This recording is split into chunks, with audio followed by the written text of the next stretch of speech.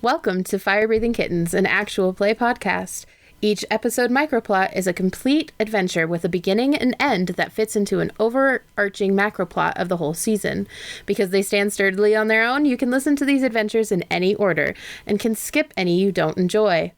Today, we are playing using the combat mechanics from the game called Monster of the Week by Evil Hat Productions. It's a Powered by the Apocalypse game, and you can find them at evilhat.com. Build your own Monster of the Week character and play a game with friends. Speaking of friends, today we are joined by Pearl. Well, hello, everybody. It has been a little while since I've joined the Fire Breathing Kittens on a little gallivanting adventure. But I'm happy to say that I'm back and better than ever. My body has grown quite a bit since the last time you've seen me. My horns, which were just coming in, have now grown quite long. There are pieces of them floating right above my forehead and temple, and my tail has gotten quite long and thick. My scales are also almost entirely a deep purple hue, although there is still some pale lavender on the front of me. I've honed a little bit more of my magic and charm, and I'm ready to have some fun. And Errol. Hello, everybody. Errol Corvidbow. I am a 4-foot-tall halfling. I have a large, wide-brimmed hat with a feather protruding from the side. I wear an eye patch over my right eye with a burn scar down the right side of my face, as well as a puffy shirt, gold rings on my fingers, and a new pair of shiny boots. I am currently packing a box full of crystals to ship to Arn Yilvaby. And Chico. Hi there, nice to meet you. I'm Chico Barrett. I'm a 3-foot 4-inch tall desert cottontail rabbit foal. I got tan fur, white chin and belly, and orange paws. And on this adventure, I've decided to wear out my hero outfit from Humble Pied. It's your typical superhero tights, except it's made with an enchanted knitted wool. You are all in the Fire Breathing Kittens Guild Hall. The guild is a large building with a bar, a sitting area with wooden tables and chairs, and a wall with a corkboard and job flyers posted. Except for there seems to not be job flyers, but a card on the board. What are you up to? Pearl is sitting at the bar, but not facing towards the bar. Instead, they're turned around and inspecting the rather interesting leggings on Chico's body. And it's just debating whether or not they should really say anything.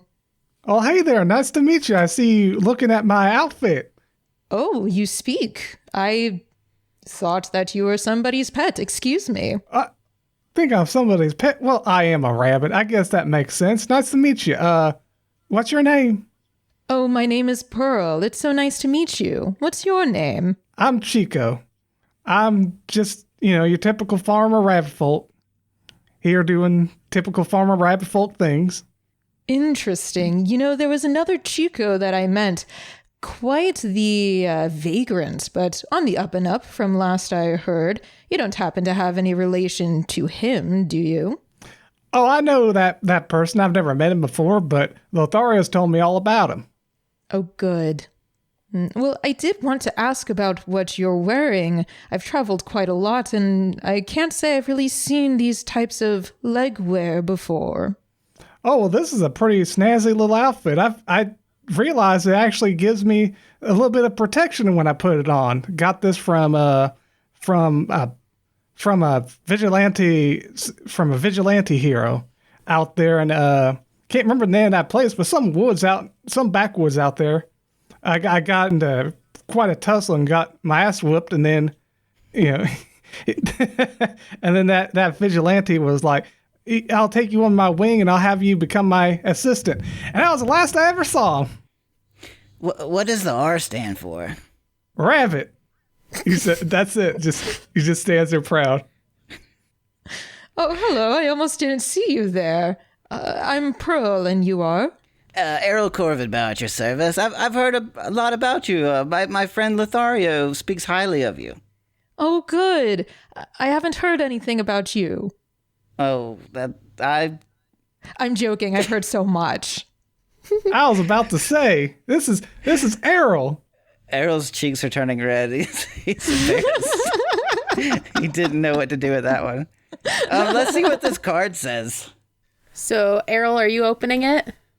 Sure, I'll go look at the card.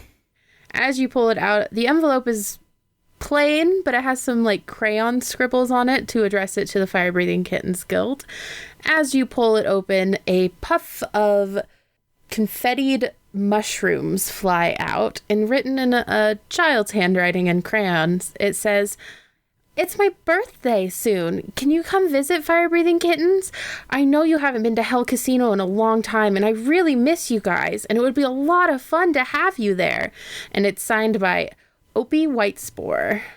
This sounds like another fun adventure we can go on, just like the last one. And the one before that, there might be cake.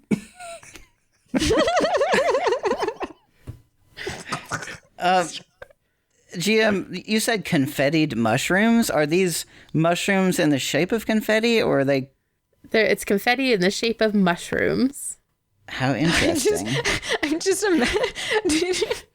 just like little, like itty bitty, like little miniature mushrooms, just like poof and bouncing across the rest, like the For floor. some reason, that's what I saw as well. I didn't see like confetti in the shape of mushrooms. I saw tiny mushrooms just. It could be one and the same. It's a trick of the light. This Hell Casino, this sounds like Ava's kind of territory. How much do you guys read of your fellow adventurers' adventures? Absolutely nothing. Chico's thinking, I've never heard of this place. I don't know if I would know, but I would act like I know. So are we supposed to hold hands in the circle like before and say abracadabra? And then we teleport to hell or something? I don't know. The casino, I don't know. I think there might might be different magic words for this one. Are you well versed in magic, Errol? Yes, I'm quite knowledgeable. Oh. And I'm also pretty good at potion making as well. Oh, really? Show me. Well, my lab is a little messy at this moment. I'll get back to you. We'll check it out after the adventure. Fair enough. Although you should be able to do some magic right now, right? And Pearl just kind of holds out their hand and there's a little poof of fire. You know, just imagine like the produce flame spell or something from D&D, and she extinguishes it. Wow, that's amazing. Oh, well, thank you. I could do something like that too. Watch. I hold out my hand and a carrot appears.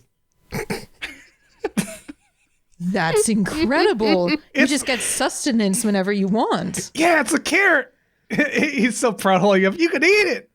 Errol's going to take his hand and he's going to bend the thumb on one hand so it's bent in half, and then he's going to put his other thumb in there and like move it so it looks like he's like pulling his thumb off, and he's going to go, oh. Astounding. Truly a work of art. I've never seen anything like it. It's a trick my foster mother showed me. Oh, your foster mother is quite talented. Pearl, while you're watching this, you kind of vaguely remember a direction you can travel for the Hell Casino. But I do have a question for all of you, Pearl, Errol, and Chico. What are you going to do for a birthday gift? Well, I do know quite the happy birthday tune. I suppose I could always bring the magic of music as a gift. I can craft up something real quick. Oh, is it another carrot? Oh, or perhaps a turnip? Oh, no, it's beets? one of these. And he reaches into his backpack and he pulls out a little straw rabbit doll. Aww. Yeah. I'm pretty good with my hands. I haven't really done anything really big in a while, but I'll do something up for them real quick. And he starts working on something. During my description, I mentioned that I was packing a box full of crystals. I'll go back and I will take one large, like, quartz crystal out, and I will close the box, and I'll just take that one with me.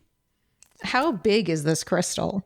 I would say it's, like, paperweight sized. Wow. Perfect to crush a guardian's head with. That's harsh. Oh, no, I mean, it's just something I thought about. If anything, I'm the harsh one. Errol, Yes. How confident are you? Oh, no, not Errol. Chico, how confident are you in your doll making skills? Very confident. I'm going to be working on something real quick while we're here at the guild hall. Roll act under pressure? Yeah. Or roll me 2d6 just to see how the doll turns out. I got a 5 total. What do I add to it? Or do I add anything? Are you trying to infuse it with magic? Like, No magic. I'd probably use charm, wouldn't I? Yeah, I would say charm. So that's a 6 total. Okay, so it's like middle of the road by the time you guys are getting ready to leave. And if you want before you walk in, you can always try to improve it. It's a good doll. It's not your best work, though. I can imagine like the ears are falling off a bit. I was rushed. A little wonky. But it functions. It's fine. So you guys do know where to head. How are you going to get to Hell Casino? Train, carriage, magical hoopla. It's really up to you. Last time I went to Hell Casino, I believe we took a train. Oh, so you'll be able to guide us then. Definitely. Perfect. I'll rely on you, Errol. Alrighty, you guys head towards the train station, and as you're going through, roll... Nah, don't roll anything. As you're going through, you guys notice there seems to be an awful lot of flyers for Purple Boot Theater. Like, an insane amount of flyers that have different shows on every single one. Pearl is definitely going to go up to the wall and just grab one. I mean, if there are so many, no one's going to miss a single one. Does it say any details about the show or what it is even? It says, join Purple Boot Theater. One night only, the Enchanted Masquerade. It's going to be a magical time. Well, Chico, Errol, look at this. Seems as though there is a masquerade taking place soon. I feel like you'll fit right in, Chico. Yep, I sure will. A rabbit and a little top hat. I wonder if we can find a big enough top hat for me, though. I'm pretty large for a rabbit. But what if we miss the birthday party? As you continue to read, the letters seem to shift and they say, now showing at Hell Casino. Well, perfect. It's at Hell Casino, so you can take us right there, Errol. Oh, I'm so excited. Oh, hold on 1 second. Oh, guys, I forgot something back at the guild hall. I think we need to go back. GM, does it change? No, it's still saying Hell Casino. This paper's suspicious. Well, why do you say that? It seems like any other magical poster that we see around town. But I remember it saying Purple Boot Theater, correct? Or no. Yeah. It did say Purple Boot Theater. And then it changed to Hell Casino? Yes, it did. Well, casinos hold shows and whatnot. I imagine this is something that they're putting on for a special occasion. What if the theater is for this person's birthday? Oh, that would be so exciting. Is there any other identifying marks or like names or anything like that on this? On the back of it, it says copyrighted by Punnett Squared. Punnett Squared. Interesting. Okay, Who, so I'm sure from the exploits and how often she pops up in the adventures, your characters have at least heard mention of from past previous adventurers, and you know that she's the owner of Purple Boot Theater. Okay. Well, what do you guys think? Do we go to the party or do we go to the Enchanted Masquerade? Well, if they're being held at the same place, perhaps we arrive there first and then we'll decide? Why stress about it beforehand? Okay, that makes sense. All right, so Hell Casino. Awesome. As you guys get to the train station, it seems pretty light as far as traffic to a casino. You would expect more people to be going there, but there's only a few on the train. The train ride itself isn't very significant, per se. Easy going, which is almost weird because the train usually has problems. But as you come upon the Hell Casino stop, everything is fine, and you come upon an imposing building that seems to stretch up further than the eye can see, with glowing yellow windows and sparkling golden doors that swing open in your presence. Well, this is a fancy place. Yes, I can't quite tell if I enjoy it or not. I'm certainly intrigued. Have any of y'all ever been here before? Oh, Errol says he has. Yeah, I've been here lots of times. Ah, okay. Interesting. Well, you know the way. After you. All right, right this way, everybody. All right. I will try to take us to the Purple Boot Theater. I feel I'm sorry, the Enchanted Masquerade, which is in the Hell Casino. I feel like if you're totally winging it, I feel like there should be a roll there. I'm okay with that. Do we get lost? Yeah. Do I roll to make it seem like I know where I'm going, or would you like me to roll to see if I actually know where I'm going? Is your character trying to impress or just trying to figure out where to go? I'm definitely trying to make it seem like I know where I'm going without actually knowing where I'm going. So roll me act under pressure. Okay. So that is plus cool, which I have a +1 in. 7. Okay. And that says 7 to 9. The keeper is going to give you a worse outcome, hard choice, or price to pay. Ooh. As you roll into the theater, or not the theater, as you roll into the casino, you start to take like a hard left. You're like, we have to go over there. You're very confident you have to go left. Yep. And you hear a voice behind you go, "Excuse me, sir. It seems like you forgot to check in at the customer service desk. Most members know this, so the price to pay is that you're a little embarrassed. However, you do see signs pointing towards theater entrances after you turn left." Excuse me, sir. I'm Thomas Glissant of the Glissant family olive oil barony. I demand to speak to your manager.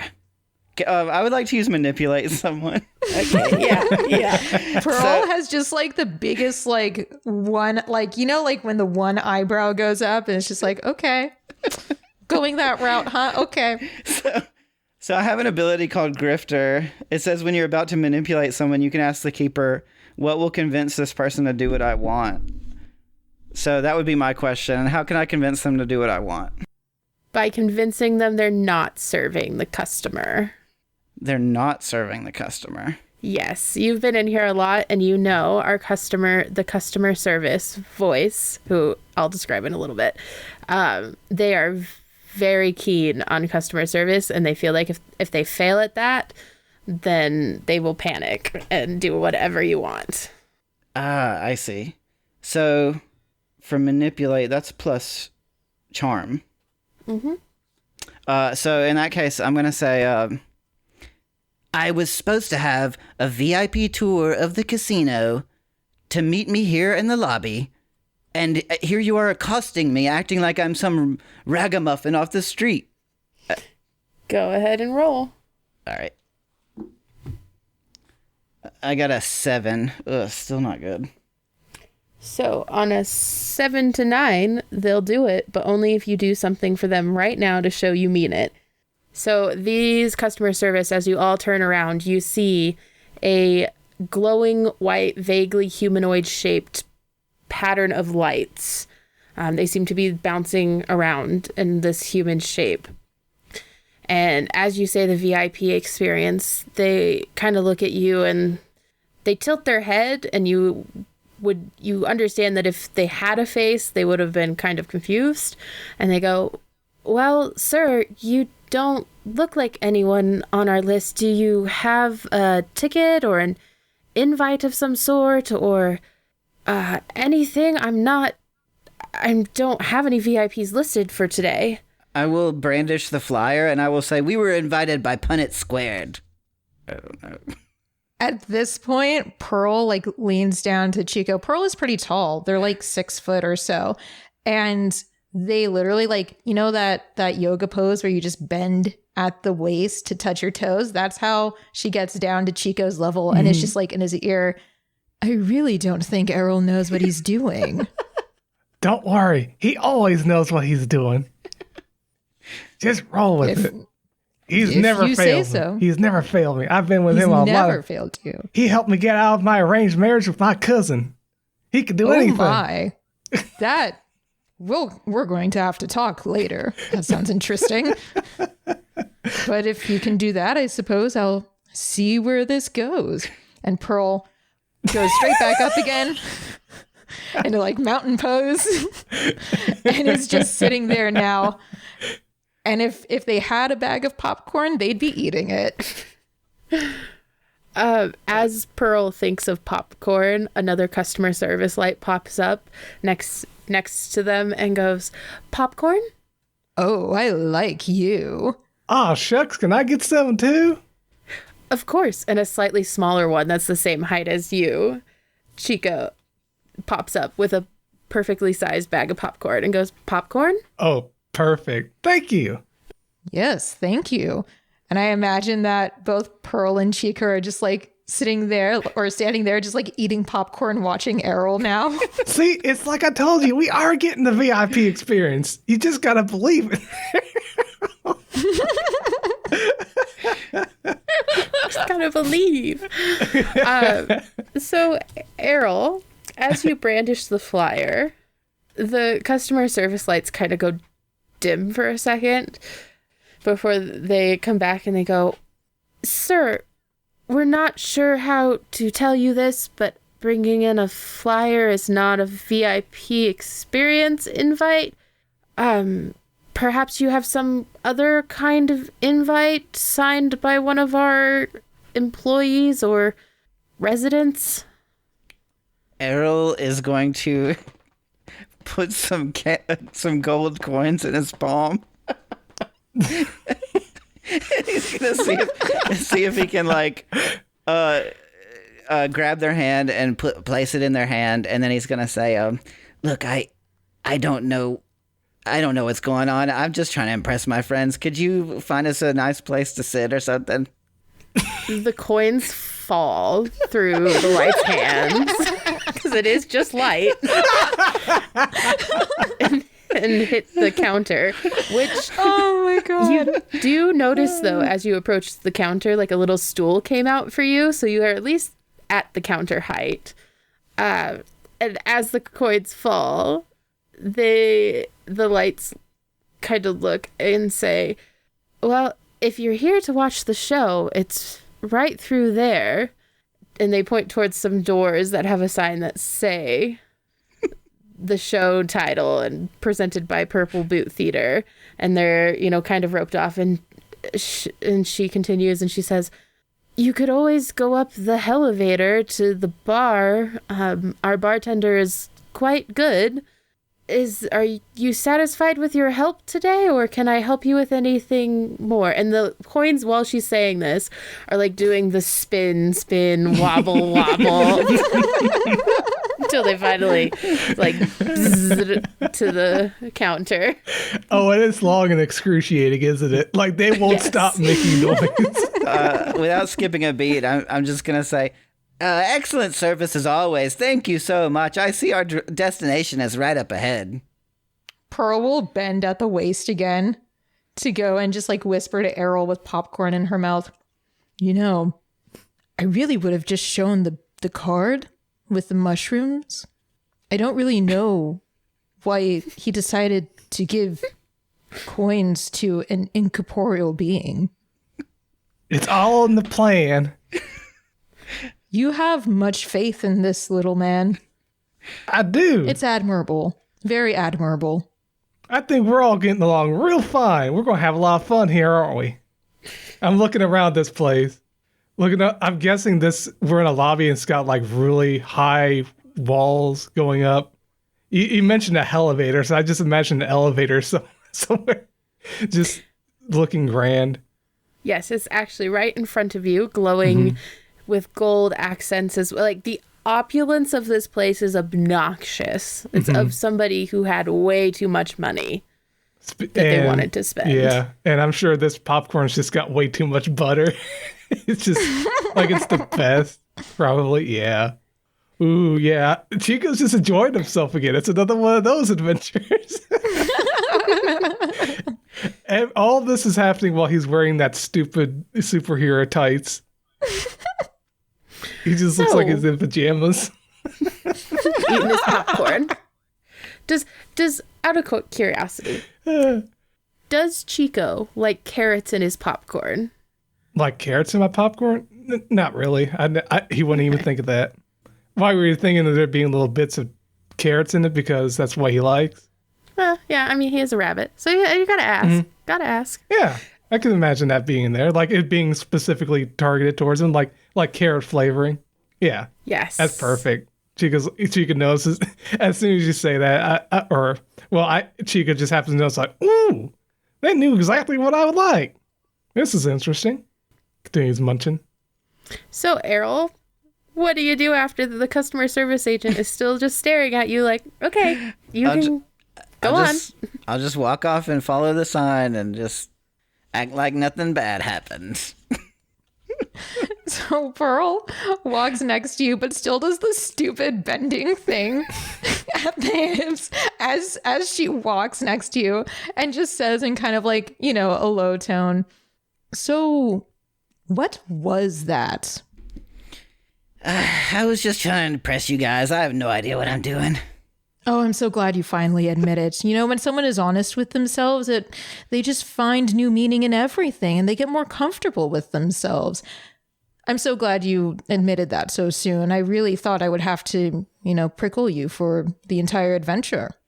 Well, we have so many more experienced members and, it's hard trying to find where you fit in, and Chico's always doing awesome tricks and magic, and I just, Chico's mouth is just full of popcorn, just munching. Well, yeah, like nodding, like just being agreeable, but he can't stop shoving his face because it's so good. Well, we do have a lot of very impressive people in the Fire Breathing Kittens Guild, but you're part of the guild, so doesn't that make you impressive already? Maybe. Well, I suppose one can learn to have more confidence as well. All right, fearless leader, where are you taking us? I was just following the signs. No, more confidence, Errol, more confidence. As you follow the sign, how do you walk through the door, Errol, after being told to have more confidence? I'm feeling a little deflated at the moment, so I don't think he's might take him a minute to recover from this event.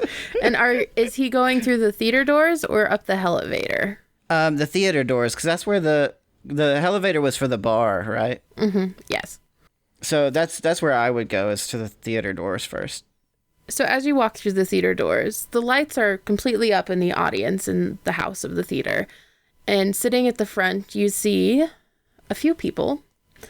One of them is a succubus dressed in red, ruby red, in fact, Jessica Rabbit-esque dress. And her hair is all curled, and she's kind of wearing what looks like potentially a sparkling tiara.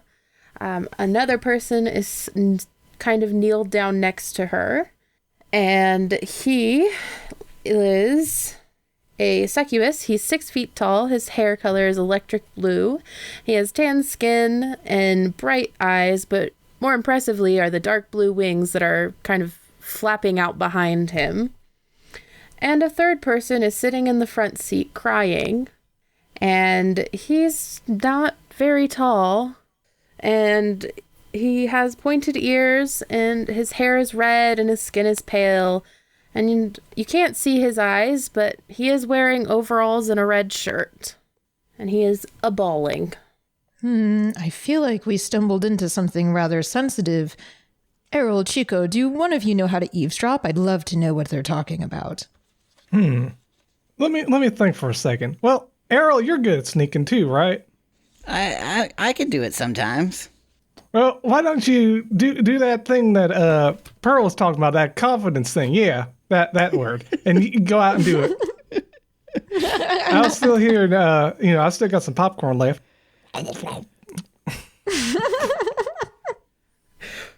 Roll investigate a mystery. Yeah, I'll do that. That's Sharp. sharp plus sharp.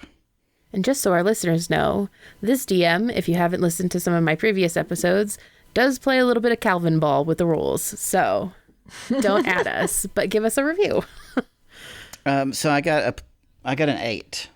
An 8. So on an 8, you hold 1. So on a 7 to 9, you hold 1, which means you can ask one of the following questions. What happened here? What sort of creature is it? What can it do? What can hurt it? Where did it go? What was it going to do? What is being concealed here? I think what happened here is probably the most pertinent question. Yes. So how is he sneaking in? Is he like army crawling? Is he just kind of creeping? What is he doing to get closer? This is a theater, right? Yes. So I imagine I would duck in between the seats because I imagine, like, as 4 foot, I don't think I'm much taller than the seats. So I would just try to get as close as I could by weaving between the aisles and using the seats as cover. Maybe pull the feather in my cap down. As you weave and you get closer, you hear the crying, of course, even though it was kind of echoing, but you can kind of start to make out words.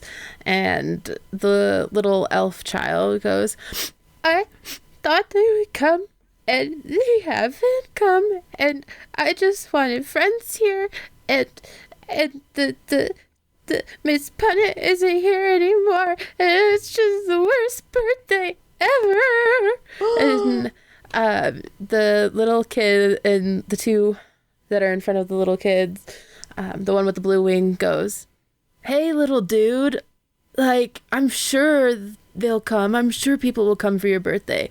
But, like, what if we got some, like, root beer floats while we waited? They're probably just late. The train likes to break down.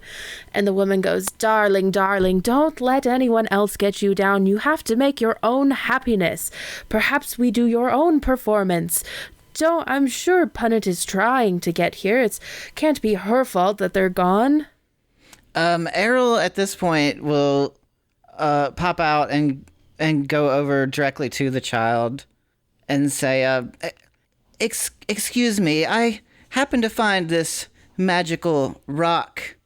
And I'll pull the crystal out and I will show it to the child. And I'll say, I believe it was meant for an opie white spore. Is there an opie white spore? The little kid is just like, it's me. He's like trying to like wipe tears and stop crying.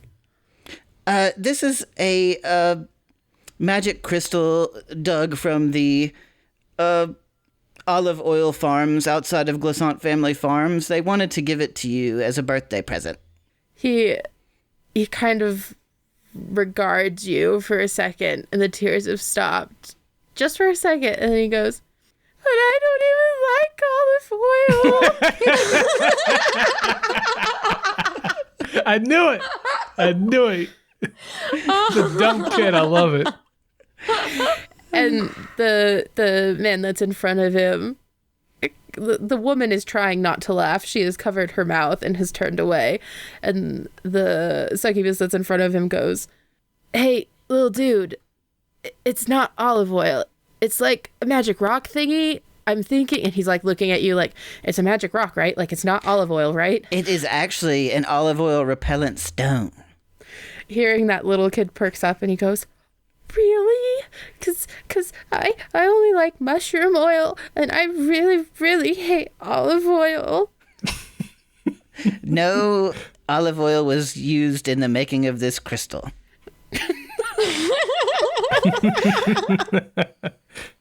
And so he takes the crystal from you. Remind me where your tattoo is.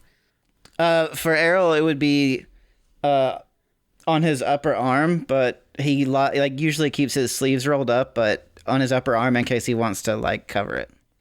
So it's not visible right now then. Well, I would say his sleeves are rolled up at the moment. Opie sees your tattoo and he goes, are you with the guild? Why, yes, I am. goes, oh, look, he's like tugging on the clothes of the other two. He's like, they did come. You didn't lie to me. But there's only one of you. Where, don't you usually, aren't there more? Did only one person want to come to my birthday? No. They just wanted to make a grand entrance. They will be here any minute, and my friends will make the best entrance of all. Poof. I appear in an explosion of hay right next to Errol. Happy birthday! I got something for you. I'd like to make a roll to like really quickly kind of add on to the thing. I'm going to use magic. What I'd like to do is I'd like to use magic to add little carrots as ears sticking out of the head. So that'll be rolling plus weird. Mm-hmm. All right. And this will be... Ooh, that's a good roll. So that's a 13 total. Ooh, so on a 10 plus, the magic works without issues. Choose your effect. So usually, listeners, magic is used in an interesting way. So you have a couple different effects. Inflict harm, enchant a weapon, do one thing that is beyond human limitations, borrow a place or portal to a specific person. I'm going with this is enchanting a weapon. The doll is now a weapon. Oh, great. The kid has two things to bludgeon people with. It's a very solid doll, but how do you make improvements? What improvements other than being solid do you do? Oh, the improvements, like I say, it's like the magic are my carrots. So what happens is carrots stick out. I was mentioning before how like the ears are falling off. I'm like, okay, the heck with these ears. And then I use magic to make give it ears. Give it two carrot ears. Yeah, they're carrots. Perfect carrot ears. And Opie looks at you and he goes, this is, I've got to put him with my special doll collection. And he still like has that hiccuping going on, but he's starting to calm down. Pearl, how does your entrance go? Yeah, so seeing this, Pearl will take out her lyre and just start to play and walks down grandiosely towards Opie singing, happy birthday to you. Happy birthday to you. Happy birthday, dear Opie. Happy birthday to you. And then just kind of like does like a flutter with her hands as like makeshift confetti, but there's no confetti there. Roll act under pressure. And since everybody else sang, you guys can roll the help action or you can just take... Oh, yeah. I know how I'll help. I'm going to make confetti. Oh, that'd be awesome. Yeah. I'll just roll regular help. Is it plus? It is plus... Find it. Plus cool. I just found it. Yes, plus cool. That's cool. Okay, I've got 0, but I got a 10 total, so. Oh, nice. Very nice. So it's a good thing I took the level up improvement for +1 cool. That will give me not a negative. So I rolled an 8 total. What does the help do? Mine, I rolled an 11 and it gives a +1. So +1 to whatever you rolled. So and you a +1 for me. Mm-hmm. So that's a 10. Perfect. I'd like to make the confetti just hay. Yes. Because I'm a creative bunny rabbit from the farm.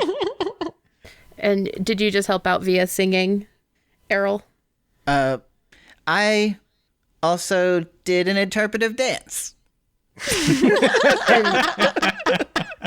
It was really good. I'm imagining like from Fantasia where it's like one of the musical pieces and it's just like a bunch of dancing mushrooms. Yeah, I try to interpretive dance a mushroom. And it worked out great. Opie is cheering and clapping by the end of it. And as you guys kind of come down, the blue winged being kind of holds out his hand for a fist bump and he goes, hey dudes, I'm Bruce. Glad you could make it. Could have been here a little faster, but that's okay. I'm assuming Fire Breathing Kittens Guild, all of you? That's correct. Absolutely. And Pearl's tattoo is actually very visible. It's like right in the middle of her chest. So it's always visible because she always wears like a bandeau. Mine is on his upper arm, similar to Errol, but I've got that outfit on, so not going to be able to slide my sleeve up. Perfect. So as you guys are coming forward, Opie is like, "Oh my gosh, I'm so glad you guys are here. And see, I do have friends, and they did come and look at the cool crystal, and they gave me a doll and a really pretty song." And like he's just 100 miles a minute going. And as he's recounting the last like 20 minutes of his life to everybody who is there for the last 20 minutes of his life, the doors slam open and in comes a rather worn down looking man. He has black hair and really sad sunken eyes, and he stumbles in, and Ruby, who introduces herself in between Opie's blathering as Ruby Hemorrhage, kind of steps forward and rolls her eyes and goes, "Ugh, not him again." And as he comes in, he calls out, he goes, "Ruby, it's the shadows. The shadows are making me lose." And you feel like he's drunk and just kind of mumbling. And he's claiming that the shadows are making him lose. And Ruby kind of walks up to him and goes, "I'm trying to find his name. Just had it." And Ruby walks up to him and goes, "Lucky, darling, you know better than to interrupt me when I am with my ward and getting prepared for a night of entertainment. Get out." And the man kind of hangs himself off of her, and she kind of looks at you guys like, like she's trying to keep it together, but she's going to murder the man in a second. Well, Pearl, being tall, will sidle over to the other side of Lucky and kind of shift his weight onto their shoulders. And Pearl just says, "Well, you do seem a little unstable right now. Why don't we go and help you out? Let's just sit you down in one of these seats, shall we?" And Pearl will try and walk down the aisle a ways and just sit him down in one of the theater seats. Or on the floor if there are no seats. Roll manipulate someone. All right, and that is plus charm. Yes. Okay, so that's a 9. So close to a 10, which is a full success. On a 7 to 9, they'll do it, but only if you do something to prove that you mean it. If you asked too much, they'll tell you if anything it'll take for them to do it. So as you're kind of stumbling under Lucky's weight, he's still muttering about the shadows making him lose, and he goes, "Well, I'm the luckiest man alive. That's why they call me Lucky Lawson. In fact, that's what my father called me the day I was born. And I cannot believe these." And he's like hiccuping, and he goes, "Oh, you're such a pretty Yes, I'm a dragonkin. It's all right, love. What are these shadow things that you keep talking about, Mr. Lucky Lawson?" And he goes, they come out from the machine, and there's weird things happening, and I've been here for I don't know how long, and I've always been winning and ahead, and now I'm so far behind. And and he like passes out in your arms. Oh, well then. And Pearl just dumps him on the floor. Chico was kind of hiding behind a chair listening. I heard that. They're like them shadow demons coming out of the coin machines, or what do you say? Something about... Yeah, something about shadows making him lose. He was so far ahead, and now he's so far behind. I think he just sucks at playing the games. That would be my initial thought as well. Miss Ruby, do you have any thoughts about this? Is this man normally like this? Well, she kind of straightens her dress and she goes, "Well, a gambler always is on a lucky streak, aren't they? But he isn't wrong. There have been some weird things happening around here. And you just have to see it for yourself, but mostly," and little Opie kind of wanders up and he goes, but it's like the Miss Punnett and her troupe, the Purple Theater Troupe. They're supposed to be here for my birthday. She promised she would perform her magic show, and I know it was a late change, and I know it took magic to like fix all the posters and make it so that way everybody would come here to watch them. But she usually is on time and here, and she made a promise, and you don't break promises. I'm sure she didn't intend to break her promise. Something probably kept her from getting here. She wouldn't miss your birthday. And you know what, Opie? We're going to make sure she doesn't miss your birthday. We're going to find Miss Punnett, aren't we? Is she talking to... Yo, yeah. Pearl's like not looking at either of you two, but it's definitely one of those things like, it's the kid's birthday. Yeah. I'm up for it. Let's do it. Yeah, of course I'd want to help them out. And I want to figure out what's going on with these shadows and where Punnett is and all this stuff. Yeah. It sounds like fun. Well, if Ruby's kind of pointing at Bruce, and she goes, well, Bruce, darling, will you keep an eye on Opie? I know you have one of your trainee bartenders up there. I'm sure they'll be fine while I show these adventurers up to our gambling casino. It's kind of hard to explain everything that's happening. If you would follow me, and she kind of takes you towards the stage to go backstage. Mm-hmm. Yeah, we'll follow. Mm-hmm. Chico follows. Awesome. She takes you into an elevator that's... The doors are very plain, but the inside is very plush and soft, and you get the feeling that normal people don't usually ride in this elevator because it's too cleanly kept. And there's also a giant red RH on the side of the wall, and she goes, yes, this is my private elevator. If you only need to come through here, it should open up for you since you are Fire Breathing Kittens Guild members. I kind of charm my things by default to welcome you in. Occasionally I do forget a thing or two, so if a trap gets sprung, I apologize. Rapid fans and all. And as the doors open, you walk into chaos. Slot machines are going off with lights, and card players are at tables, and those glowing humanoids are floating in between people serving drinks and food. And gamblers are, playing craps and throwing dice and whatnot. So, you guys want to roll Investigate a Mystery for me? Chico is going to look out and just be like, with his jaw open, like, wow, he's never seen anything like this. But, yeah, I'll roll for Investigate. What is that again? Yep. Investigate a Mystery is cool? No. Plus I think it's sharp. It's sharp. Mm-hmm. See what I've got for... Ooh, I only got 9. 9 total. So on a 9, you get to ask me 1. What did everybody else get? I got a 10. Oh, I got an 11. Where are the list of questions for... Do you have the book or the PDF? Yeah, I've got it open. 184 is the page I have. Thank you. And it's in the section entitled Hunter Moves, in case that helps. Mm-hmm. So on a 7 to 9, you get to hold 1, which means you get to ask me 1 question. On a 10 plus, you get to hold 2 and ask 2 questions. And on a...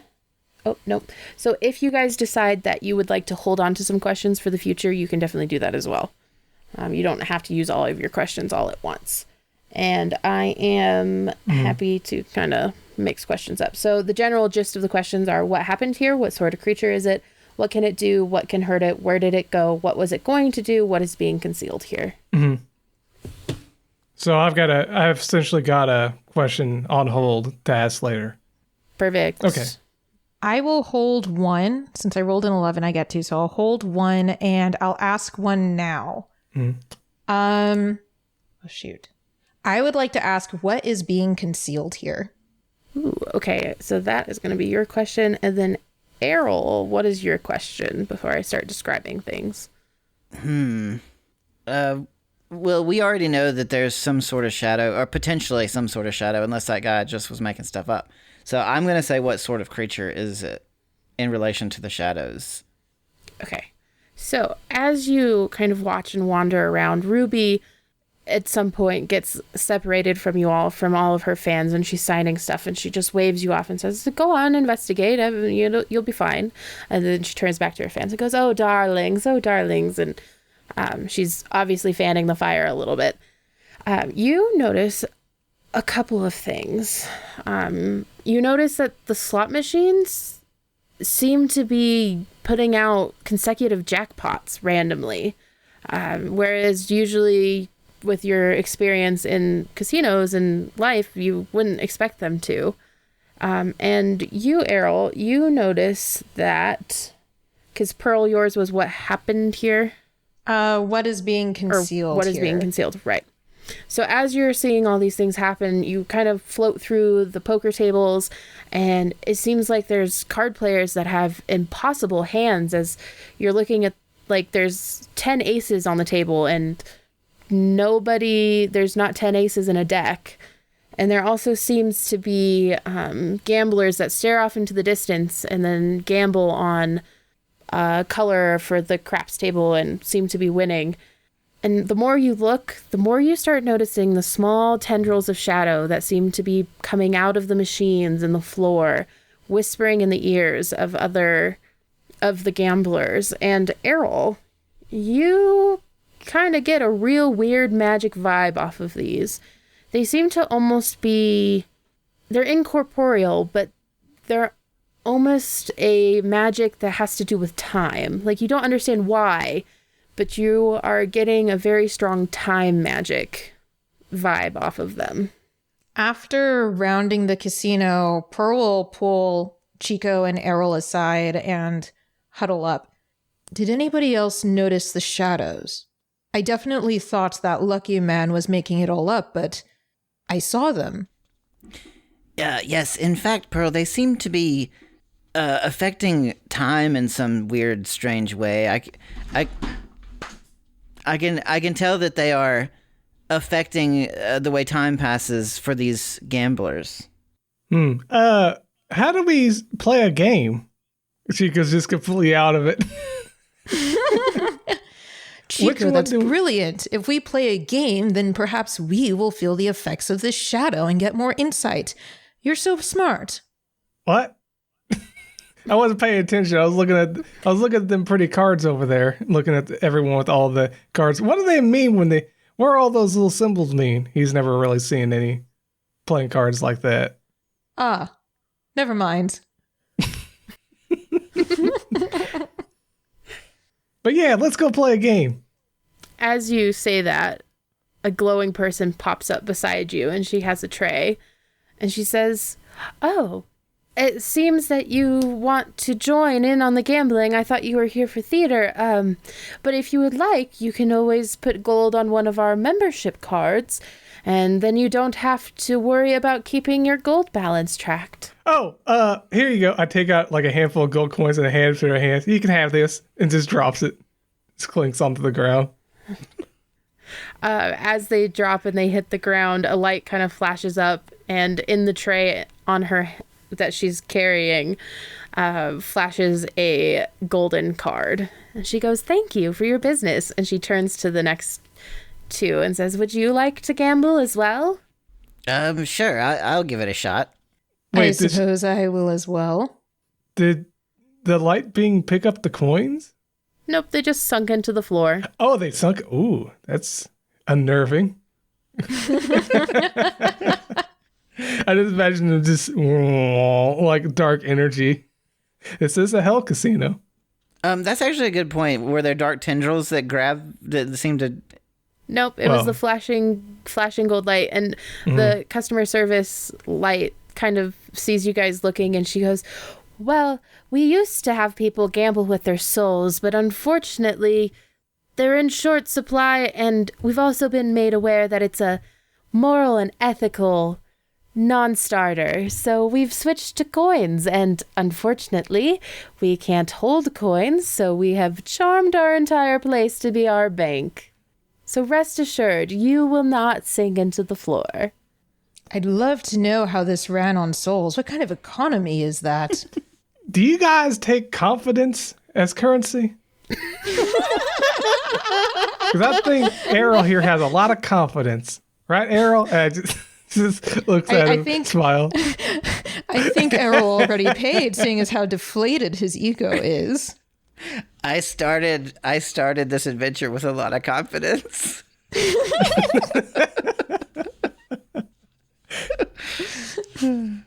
Well, perhaps you can go and win it back.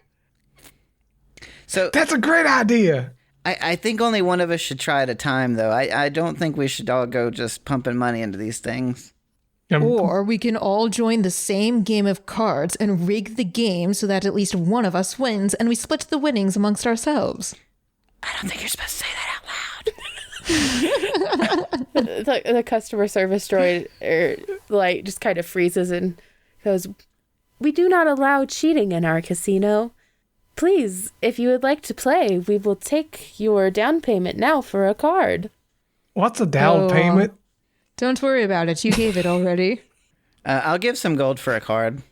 Awesome. It goes through her tray into the floor, and then a flash of golden light, and on the tray, a golden card appears. Pearl will give some money as well, but just be mumbling the entire time. They extracted souls and they don't want cheating. What kind of establishment is this? The coins fall through and a card appears for Pearl. And after you pick up the third card, the customer service light kind of gives a nod and goes, "Thank you for your business today. Please enjoy your time at Hell Casino," and disappears. You know, that name, Hell Casino, rolls right off the tongue. I like it. It is rather nice, I must say. I'm surprised more casinos don't name themselves after outer planes or anything like that. Just think of Fire Casino or Celestia Casino or Abyss Casino. No, they all don't really sound that great. Never mind. Let's go play a game. All right, what game are you playing? I kind of want to leave it up to Chico since he's so new to it all. I like those pretty cards over there. Let's play that. Okay. Act under pressure? So do we all want to get dealt a hand then? Yeah, are you all watching Chico? Because that'll decide who all is rolling. What do you mean this is a hand? This ain't a hand. This is a bunch of cards. I think I just want to watch. Yeah, no, exactly. Pearl's like, oh, this would also be really great with popcorn. A customer service light pops up with more popcorn. Oh, could I get kettle corn instead this time? She flashes out and flashes back in with kettle corn and says, "Enjoy your stay. Please have a hell of a good time." Oh, you're a doll. Thank you. Munch, munch. Chico, as you kind of, a chair clears and you get into it and the dealer is giving you your cards. And I'm going to need you to roll Act Under Pressure. Actually, just roll me 2 of them flat. Mm-hmm. Okay, You got this. I've got a 9. Okay, so the hand, for the players, the hand is decently good. Chico, you have no idea what's... You're like, yeah, I got cards. But the hand is decently good. And I'm going to have you... The dealer goes around and the other players are pushing in chips that have magically appeared in front of them. And it comes up to you, Chico. What are you doing? Are you putting in chips? What are you doing? Wait, are these, you said chips. He picks up one of the chips and bites it. But I can't eat it. Hold on, hey, real quick while I'm thinking about, okay, so the dealer, I'd like to use that question I got earlier and ask, what sort of creature is it? It's another one of those customer service lights. Okay. However, as Chico, as you're biting into things, do you push anything into the pot? Where's the pot? At this point, Pearl will just lean over and like push 1 coin into the center. Oh, shucks. Thank you, Pearl. I have no idea what I'm doing. As Pearl does that, Pearl and Chico, it kind of gets really, really cold really fast. And Errol, you watch as 2 shadowy tendrils kind of come out of the floor and wrap their way around their ankles. And Chico and Pearl, it's almost as if everybody freezes, and playing in front of you is 2 movie screens. And one of them Errol, the dealer, says, "Winner to the rabbit." And another man pushes in more money into the pot, and a few moments later, the dealer is saying, "Winner to the man in the black hat." Oh. And you can see the sequence of the cards that are played and to get each outcome. And Errol, you're just seeing tendrils on their ankles. Wait, I'm sorry. So the results of their card game, the win goes to Chico, and then there's a separate hand that gets dealt out?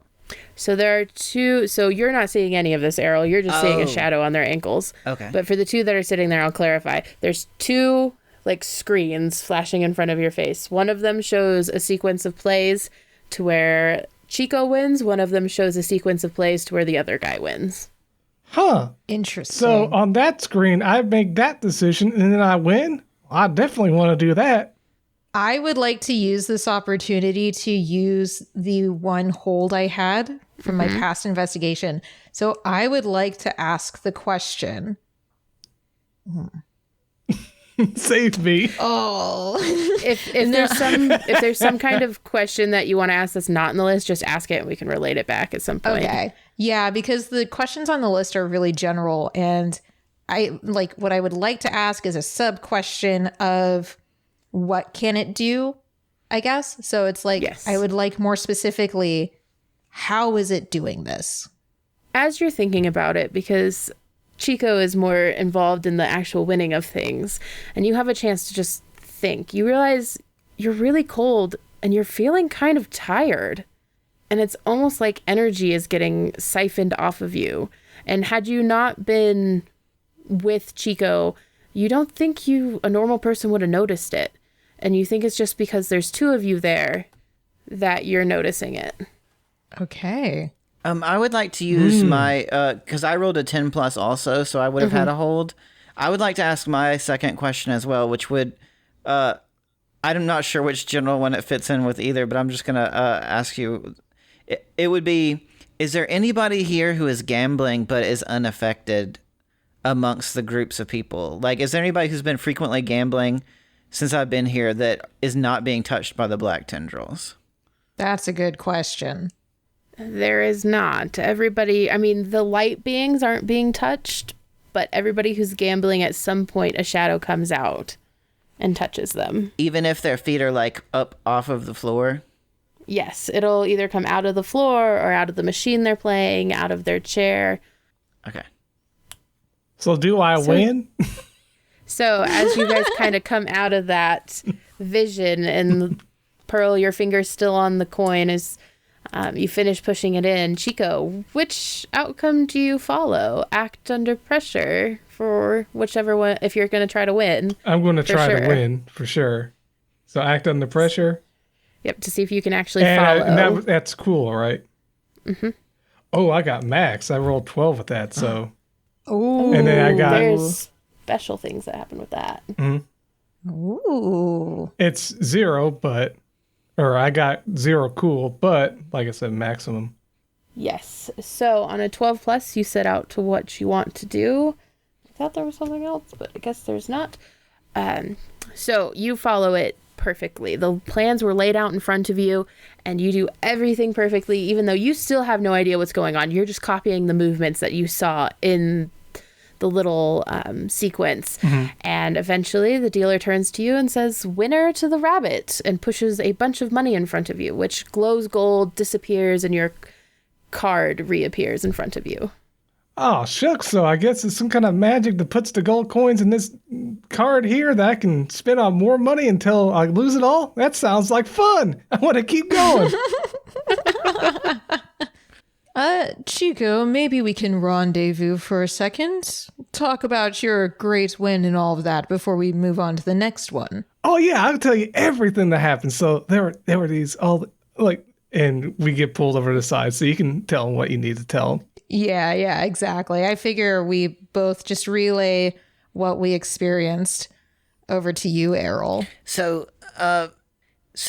when you went to bet, you had a vision of what possible outcomes there were? Yeah, there was a winning one and a losing one, and I chose the winning one, of course, because I wanted all the winnings, and then I wanted to play again, but something doesn't sit right now because Jim, you said I was getting tired, or it felt like I was getting drained from that. Yeah. Well, you didn't notice, but Pearl did. Oh, okay. Oh, so I was getting drained and I didn't notice. Okay. Did That's they just look weird. any different after making their bets? They look a little more tired, a little more run down, but it could also just be, normal tiredness from, like, they don't look obviously tired. Well, Chico, despite the fact that I wasn't playing, I still felt rather cold and tired, even as that flash of what I can only imagine is the future played out before us. You didn't feel anything like that? Well, I was getting a little sleepy, and yeah, I was getting a little cold. Being in this in this wool thing is nice and warm, but man, it got actually pretty cold. Man, it makes me want to just kind of wrap myself in a blanket and take a nap. I would like to, if possible, flag down one of these customer service representatives. One of them pops up next to you and says, "How can I help you?" I was just curious. The enchantment or whatever that allows the payments to be accepted through the floor, does it have any power source in common with the gambling machines? Well, we're all run off of the energy of the plane of hell. Is that what you're asking for? Sort of. Can I get a blanket? Of course. And she snaps her finger and there's a blanket with a giant obnoxious like HC, and it's like one of those giveaway blankets that's thin but kind of functional, and she goes, "Here you go." Could I get more popcorn with the carrot powder? Of course. And she disappears and comes back with more carrot powder popcorn. I love how Chico's just taking full advantage of the customer service. Pearl, I actually have a question and I'd like to ask you. Yes, of course. What do you think would happen if me and you bet on something that wasn't operated by the casino? Now that is an interesting prospect. I'd be happy to do that. Perhaps Boulder Parchment Shears? Let's do it. I will wager 1 chip. Okay, so 1 chip for each of us, and then 1, 2, 3, shoot. Yes. And Chico, keep an eye out. See if you can see anything affecting us while we do this. Oh, yeah. One second. Customer service, like creature. Could I get a bag of Hestia's Bestia's sour cream and onion chips? I mean, I've had a hankering for some chips right now. Because all they're talking about is chips. I just really want some chips. Of course. One moment, and she disappears, and it takes her like longer than a second, and she pops up and she's holding a bag, and she goes, "Hestia's Bestia's sour onion chips, just as you ordered. Sour onion. Have a hell of a day." Oh, thank you. Oh, that's a pretty nice, cute pun. Okay, so wait, you said sour onion chips? Yes. So I take a bite into it, and it's not the same as, not what I was expecting. It's counterfeit. It's counterfeit. Ah. You got the off-brand. So I'm going to keep an eye. Now Chico's eating that, and he's like, oh, I don't like these. So I'm going to keep an eye out for shadow tendrils. We keep an eye out for them. So yeah, that's what I'm going to do now. As you guys say, it's 1 chip. 1 chip kind of appears and floats next to your heads because there's not really a table for it to lay on. All right. Are you ready, Errol? Sure. 1, 2, 3, shoot. All right. 1, 2, 3, shoot. Yeah. Rock beats scissors, or boulder beats shears.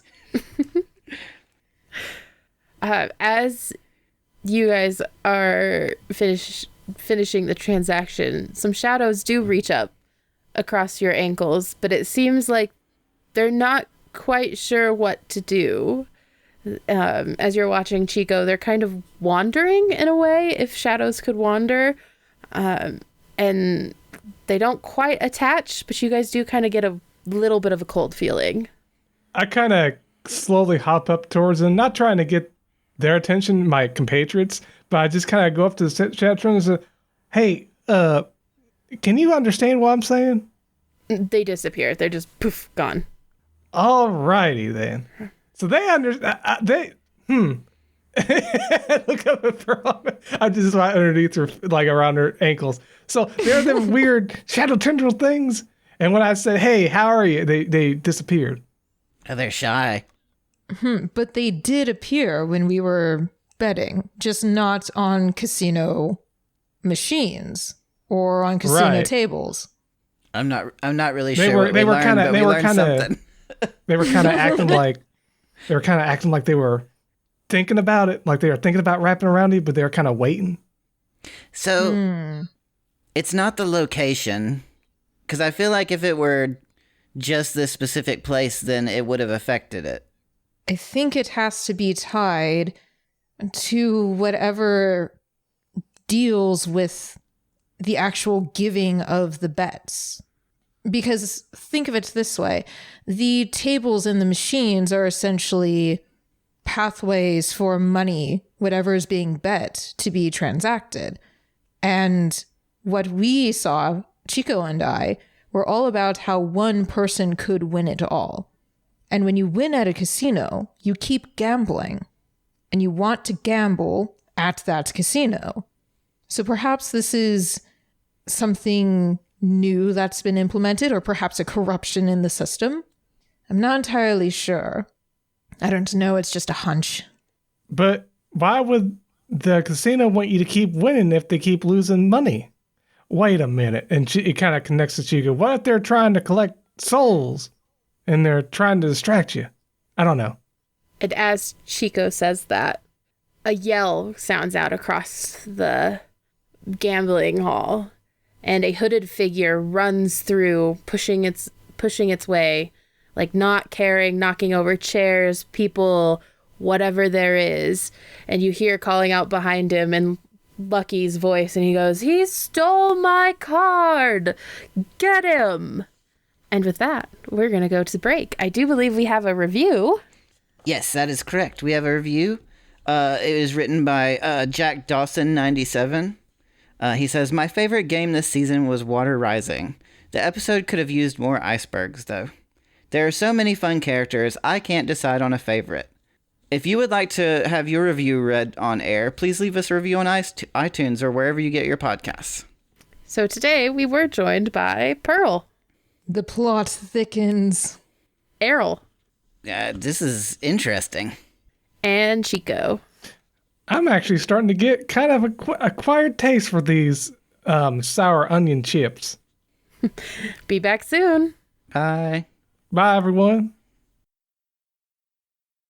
Today's mid-episode shout-out is from Danny Balas, probably, who says, quote, "The Last Dog is a thrilling and heartfelt audio adventure with the love story between a girl and a dog at its center.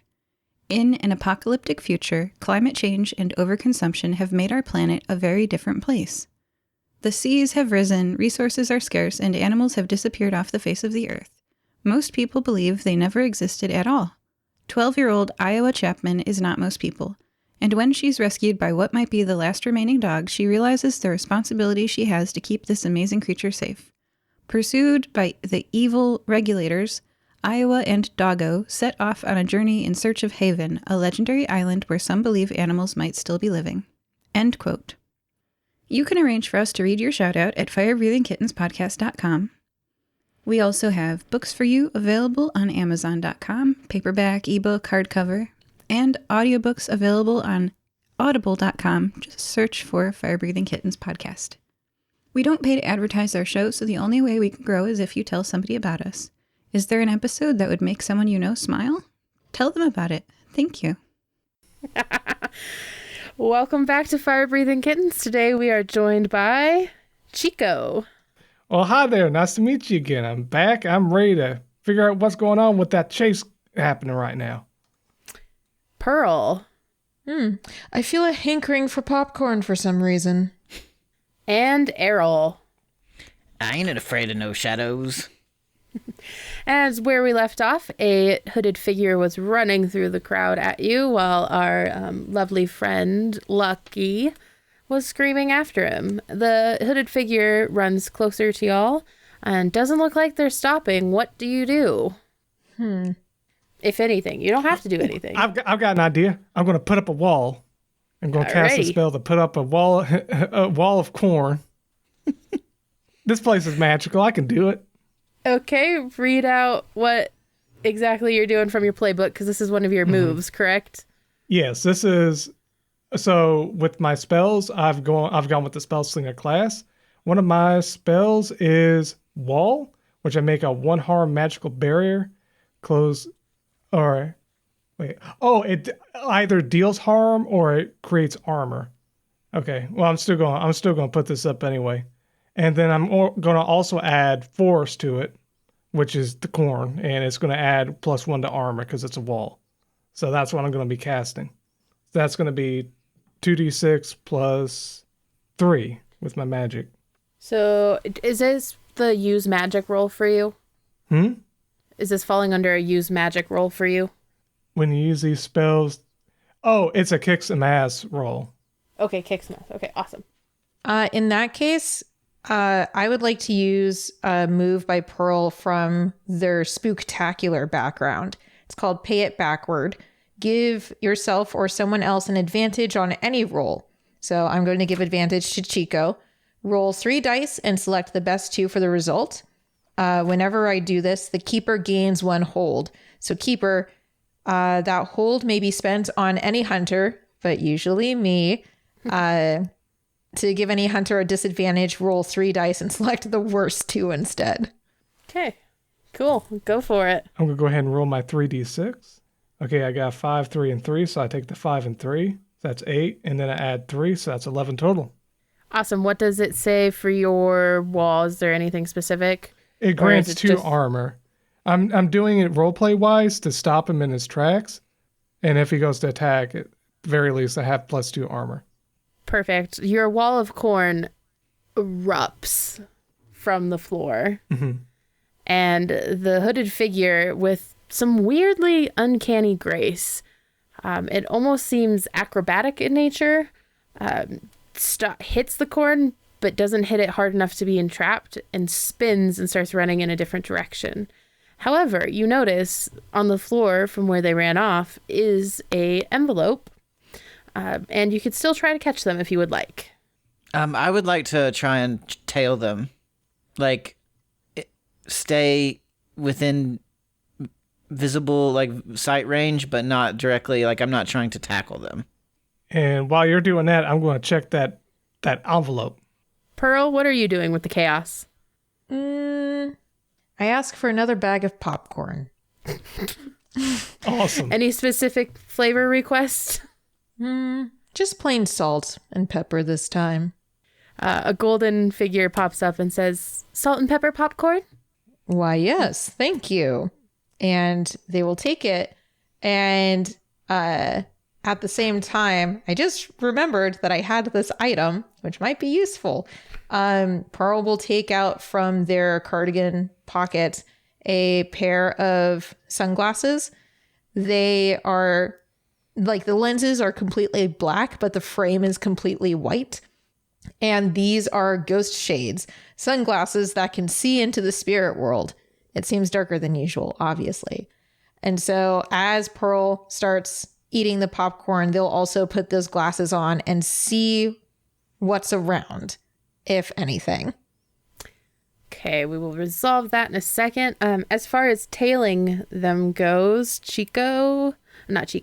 Errol, give me a act under pressure. All right. Act under pressure. It was plus cool. I got an 8. So an 8 gives you if I can get to the right thing. On a 7 to 9, the keeper is going to give you a worse outcome, hard choice, or price to pay.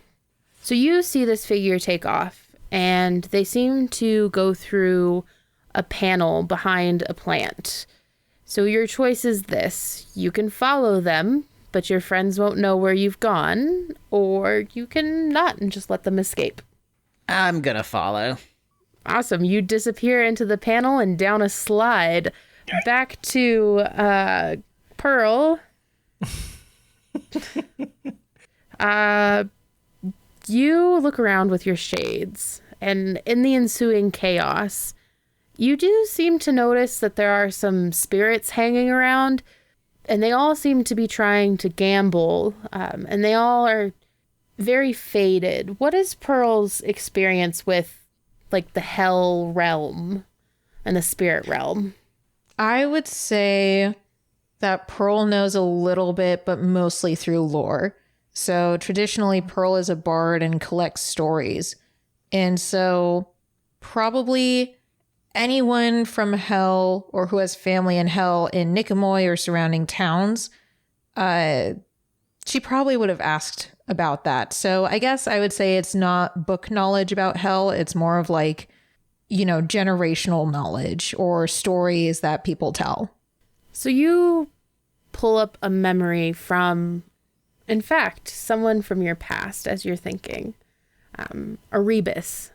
And when he was talking to you sometime after you've come to the mortal plane, and in his voice, he says, well, now remember, there's people out here that deal in things other than gold, and occasionally those things can have a ghostly quality, but you can always tell how recent a ghost has been there by how strong they are when you spot them. And if they fade away, it means they've been there some time, so be cautious. So from that memory, you realize that the ghosts here seem to have been here for a while, and there doesn't seem to be any recently minted ones. Interesting. Per se. Chico, Mm-hmm. do you just open up the envelope? Oh, of course. Not even gonna worry for my life. Chico can read, right? Yes. Okay. I love how you have to ask that question though. Yeah. So he knows how to read and write. He just doesn't know that many big words. It's sort of like how Errol likes to pretend he knows stuff. Chico likes to pretend he knows the big words, but then he doesn't. And things confuse him, like when they say, here, deal your hand, and he just hands him his hand. Or put it in the pot. Where's the pot? You know. Okay. So, written in script that seems to rearrange itself as you're reading, it says, to those who seek the truths concealed by time's veil, know that the threads of fate intertwine within these walls. Seek the elusive key that unlocks the path to revelation. In the heart of chance, where fortunes rise and fall, the veil shall part. Unearth the past to illuminate the future, for the enchanted masquerade's fate echoes in the shadows of Hell Casino. Embrace the power of the relics, for only through them can bonds be mended. Embrace the powers of the relics. I'm gonna have to get a second opinion on this. So there are things in the walls, and that was a lot. I'm sorry. Yeah, I can. I'm gonna copy it and put it in chat. So, Okay, this second one now, like Pearl is seeing it or something. I don't know. I was expecting it to kind of end after you were talking about walls, and then you kept talking. I was like, is Chico going to like understand this? And then he kept going. I was like, what? Yes. So, Chico, as it takes you a bit to read, we're going to hop back over to Errol. Errol, you're sliding down a slide, and you're a little out of control. But when you finally hit the bottom, you hit a very soft pad, which if you looked underneath yourself, you'd realize was the top of a mushroom. Oh, my. So what are my surroundings? So, after you kind of realize there's a mushroom, you look around, you realize the figure you were following is gone. You seem to be in a child's bedroom, but it's invaded by glowing mushrooms. So there's a tall bed that's on mushroom stilts. There's pictures covering the walls, colored in crayon. There's a very interesting rendition of the Fire-Breathing Kittens logo taped above the door that says keep out official business only. And sitting in the middle of the room is, or on kind of like a shelf that's weirdly put in the middle of the room, like it feels like a little kid was moving it and maybe gave up halfway through because it was too heavy, is a polished crystal lens encased in an ornate bronze frame. So almost like a magnifying glass? Monocle more-esque. How dapper. You said polished crystal lens in bronze frame? Yes. So it's... I want to look at this thing. I don't like stealing from children, but I want to look at this object and see if I can see anything when I look through the lens. Okay, as you look through the lens, roll me plus weird, just a flat roll plus weird. Ooh, I knew you were going to say that. I got a -1, but we'll see. Ooh, I rolled pretty good. 9. It takes you a little bit of fiddling, like you spin it a little bit, you flash it back and forth, but after a couple of minutes, you seem to see the room, but it looks different. There's not mushrooms, but instead it's a forest floor, and instead of a fire-breathing kittens guild symbol, it's a fire-breathing puppy on the wall as you look around. And with another turn of the lens, it's not a kid's bedroom at all. It's a storage room stuffed high with boxes, and it's labeled Fell's Keep Brewery. Huh. But if you take it away from your eye, you're back in the mushroom bedroom. I'm sure he won't mind if I borrow it for a little bit. So the door, I would like to try and peek out the door and just see what's outside. Discreetly, if possible. Yep. When you peek out the door, you just see a hallway that leads to somewhere. I guess I'll keep walking down the hallway. I want to see what's in here. I'm going to carry the glass with me. Awesome. As you're going to let you walk down the hallway, we're going to hop back to Pearl and Chico. Chico, have you shared the letter with Pearl? Yeah, as I was sharing it, it's like, I kind of get everything that's being said here, but I don't know what that revelation word is. But anyway, I think we got to find a relic and then try to get back to that place we were in. Do you remember that place where we could see the two different options? We got to use that relic yes. And there's something to do with the veil that's open. We got to amend it or something. I don't know. Well, I am seeing quite a number of ghostly beings around here, but they're all quite faded. Also, did we ever figure out who the Enchanted Masquerade is exactly? Aren't they performers that are supposed to be here? And some person named Punnett Squared or something like that. So Punnett Squared has some fate that's being dealt with in the Golden Oasis. Would that be this casino? Oh, that's supposed to be Hell Casino. Right. The Golden Oasis isn't the actual name of the place. It just represents the casino. That's my guess.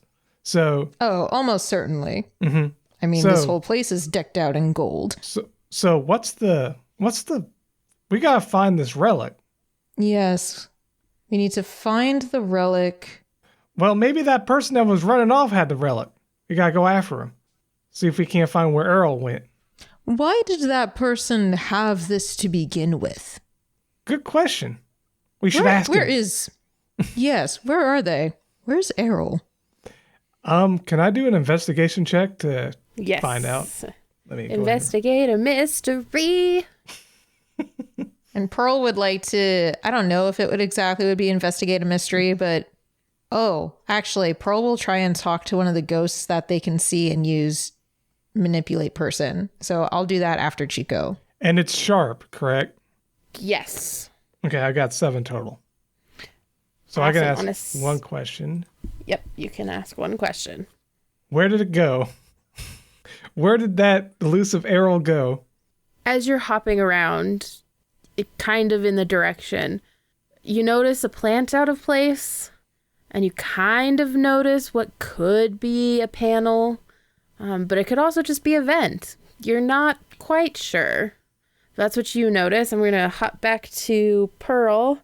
What's your question for manipulate someone? So Or not question, but... Yeah, no, I'd like to go up to one of the shades that I can see and just ask, or I should say, I would like to request or charm them into fulfilling my request. I was going to ask them a question, but I actually am going to ask them to do something instead. Excuse me, Shade. Might I request that you lead me to whoever is keeping you here? The shade kind of looks up slowly, like they're very surprised that someone is talking to them. And they say, "It's Hell Casino. I sold my soul. Are you new here? It's been so long. I'm not even sure what year it is." But I was told that they don't take souls anymore. I'm using coins instead. Well, they don't anymore, but they did before. Did you think that meant they'd let us all go?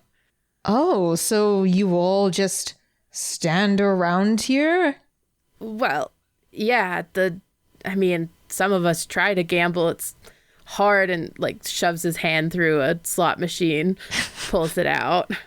It's hard when you're don't have hands. You know, this seems incredibly inconvenient and rather rude, I must say.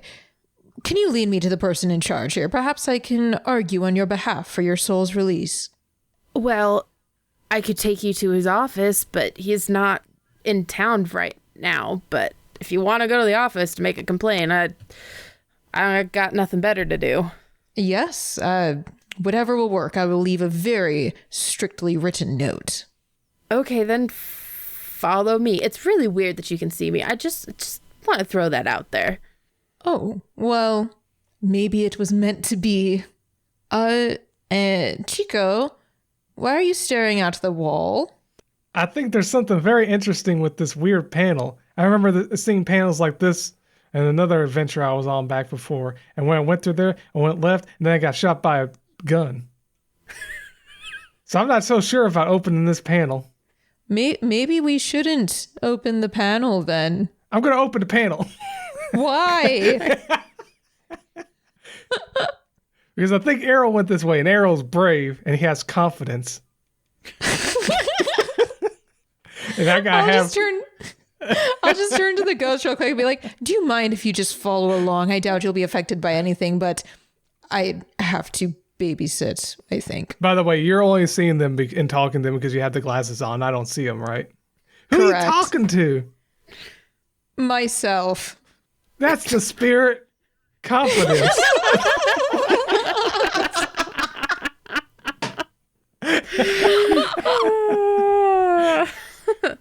So I open the panel and go and see a slide. Oh, this is even better. There's a slide. Yay! It starts sliding down. All right, as he slides down, the ghost looks at you, Pearl, and does Pearl wear a lot of jewelry? Any jewelry? No, not a lot of jewelry, but because they're a dragonkin, they're covered in very glittery scales. The spirit just kind of sighs and goes, "Well, I guess if you don't have any jewelry I can haunt, I'll follow the old-fashioned way." And he kind of reaches out a hand and hooks it on a horn, and his feet like float out behind him like he's floating in water, and he goes, "Lead the way." Oh, I very much appreciate your patience. I think you'll be entertained, though. Trust me. And Pearl will slide on down. Awesome. As you guys slide down, you come into a room with a door that's slightly ajar. You land on the top of a mushroom, and it's a child's bedroom with a bunch of mushrooms growing everywhere and a weird shelf in the middle. Is there anything I can do here? Let me take a look. Let's see. No, not really. I'm going to go to that door that's open ajar and then head through it. Believe that might be where Errol went through. Also noting all the mushrooms and wondering what kind of place. Well, oh yeah, this probably belongs to the person that gave us that card in the beginning. Oh, yes. Opie, the little boy. Opie, that's right. This look like you said. This looks like a child's bedroom. Yes. Oh, this is most definitely probably his. Most definitely probably his bedroom. Those two words definitely go together. Probably. As you guys are kind of looking around the bedroom, Errol, you're walking down the hallway. There's not really any doors. It's coated in the same like soft material as Ruby Hemorrhage's elevator, and you come to yet another door. I will press my ear against the door and see if I can hear anything. You hear singing. You hear deep, beautiful, rough singing, kind of like Adele, but if she smoked 20 packs a day for like the first 20 years of her life. And you can kind of hear applause, but not as much as you can to hear singing. Interesting. I think at this point he would probably start worrying about getting too far ahead of his friends, so I might turn back. As you turn back, coming out the door is Chico and Pearl with, well, you can't see the ghost, so Chico and Pearl. Y'all see Errol has a monocle like stuck in one eye. Wait, so does Errol have an eye patch over one eye and a monocle over the other? Yes. Since you're still wearing the monocle, actually, your vision kind of flickers. So at one moment, it's your friends, Pearl and Chico. At another, it's an enraged employee running at you that has that same brewery tag on their shirt. And in yet another, it's an enraged stag coming at you. And a fourth one flickers before it reverts back to the original. And it's two other members of the Fire Breathing Kittens Guild. And you don't know their names, but one of them is a smoke genasi and the other is a crocodile person. But you can clearly see their tattoos as they barrel down the hallway before it flickers back to your original image with your friends. So when I saw an individual charging me, did I feel like wind coming towards me? Like, did it feel like I was experiencing being there, or was I just seeing it? You were just seeing it. Okay, so none of my other senses were affected, just my eye. Correct. It'd be nice. Hey, it's good you guys are here. I need you to try this thing out. Well, you look pretty dashing with that monocle. What do you need me to help you with? Well, I only have one eye, so I'm only seeing out of the one eye. So I need someone with two eyes so they can like look through one eye and then look through the other eye. Oh, got it. Yeah, I'll take that off your hands. Wait, is it? Where did you get this? I borrowed it. I think it's Opie's. Oh, okay. Wait a minute. Is this like a magical monocle or something? I put it on. I need you to roll plus weird. Mm-hmm. So that's a 12 total. It immediately starts flipping through different images. So instead of standing in front of you, instead of Errol standing in front of you, you see an elephant person with a Fire Breathing Kittens tattoo. It wavers again, and it's a pile of boxes labeled brewery. It wavers yet again, and there's a snake pit further down. It wavers yet again, and you can see like a river of lava. And for a fourth time, it wavers, and you can see a man in clothes you've never seen before. But our audience would have seen black leather jacket and leather pants slinging a guitar behind his back before it flips back to your friend. Well, I think I found the relic. Hey, so we need, I would think we need to go back to the casino and try to start gambling again and take this, and I'm going to take this with me and see if I can't see this. Here, take this letter, read it, see if you can understand it. So give you a chance to read through it. And I'll show it to Pearl. Hey, Pearl, you want to take a look through this, or it's a pretty crazy thing. It's a pretty crazy relic. I'm pretty sure this is what we need. Here, take a look through it.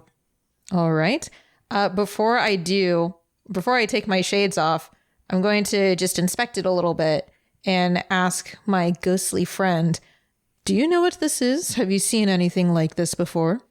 He pulls himself on your horn closer to it, and he kind of tilts his head and he goes, I think that's what the theater people were after.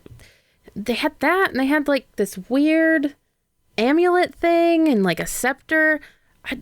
I mean, I wasn't really paying attention because most people don't pay attention to us, but I think they might have left the scepter backstage. I thought it was a part of their performance. Occasionally I can drag myself out of the stupor of death to come and watch a show. Interesting. Friends, I've just been informed that there might be 2 other interesting things here to look for. Apparently, the theater people, whom I must assume are those with Punnett Squared, were looking for this, as well as an amulet and a scepter, and the scepter is apparently backstage somewhere. And then Pearl will take off the shades and put on the monocle, and I imagine they see very similar to what Chico had seen. Yes, very, very similar. With the exception of at some point you just see a sea of stars, but it's very, very brief before it flashes back to your friend. Okay. So as soon as Pearl sees that flash of stars, Chico and Errol, you immediately notice that like Pearl just goes rigid. It's almost like there is a huge surprise, almost kind of like like when your adrenaline suddenly spikes, and then Pearl just takes it off rather quickly and just holds it out. I'll take that, Pearl. Are you okay? Yes, I'm fine. Just I just saw stars is all. You're also talking to yourself. I'm not sure if that's anything to do with that's it. perfectly fine. You see, Pearl is very talented, and I'm pretty sure. Like, we're in a theater now. Didn't you used to do theater practice? You doing this like monologuing in the third person or something? That's what you're doing, right? Yes, I'm monologuing to myself. You see, Errol? I'm not the only bad liar. Manipulate someone? I was gonna say. Let's see if your lie actually goes through, and I'll give you advantage because it is Chico. Oh wait, okay. Wait, who's lying, me or her? I am. Okay. Yeah, they are. Yeah, and I feel like that kind of encompasses like what she saw too with the stars that she's like finding stuff. Yeah. So I got 8, 9, 11. Okay. Oh wait, no, my bad. I was adding up all 3 dice. That's not what you do with advantage. So I got a 10 instead. Complete success. At least Chico's not worried. Chico, you've got no worries. You completely believe her. I saw some scary stuff too. I saw a pit of snakes. I saw a box. Yes, that brewery box was rather terrifying. Its dimensions were enormous. So there further. Oh, GM, I had a question for you. Mm-hmm. When we were riding the elevator to the casino floor, did we go up or down? And do we know how many levels we went?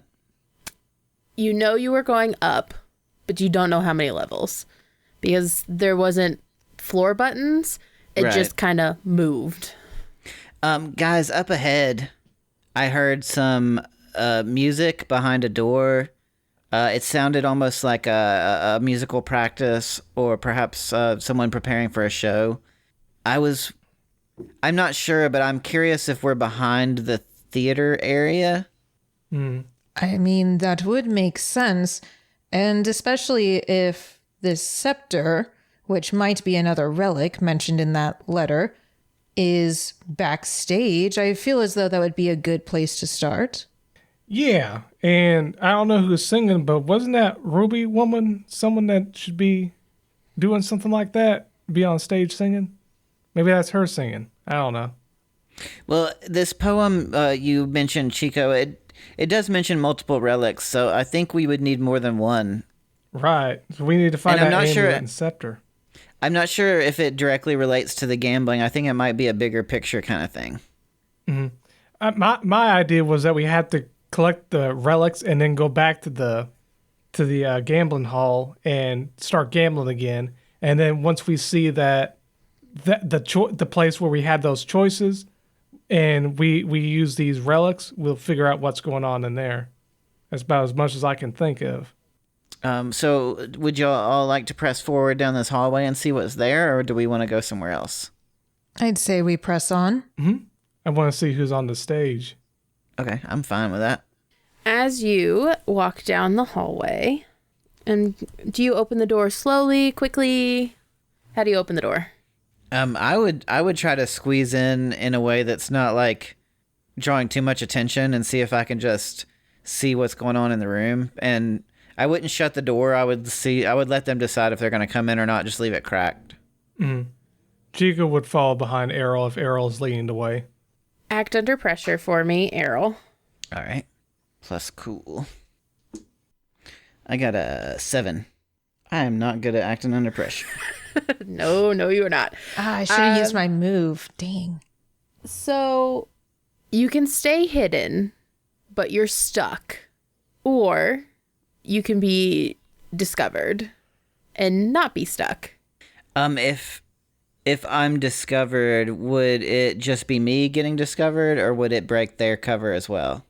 It would just be you for now. I'll be discovered. Excellent. As you slip through the doors, you are accosted by sequined dresses, and you kind of shove your way through, and it feels like they're almost reaching out to you, and you trip and you roll into the middle of a very plush carpeted floor. Like, it's super duper soft.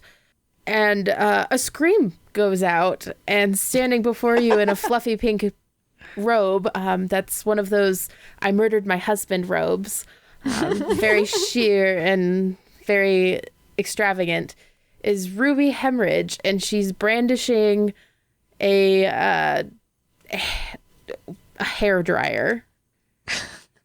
Oh, I'm terribly sorry, Mrs. Hemorrhage.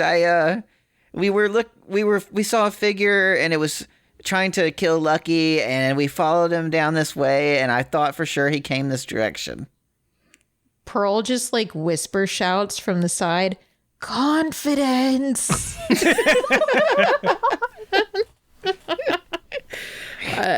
Ruby kind of takes her, she lowers her hairdryer, and she goes, darling, don't you know better than to interrupt somebody who's in the middle of...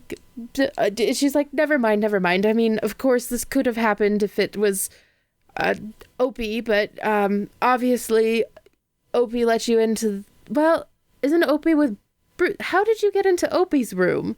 Because this is his door into my changing room. And he's with Bruce, last I knew. You said you followed someone there?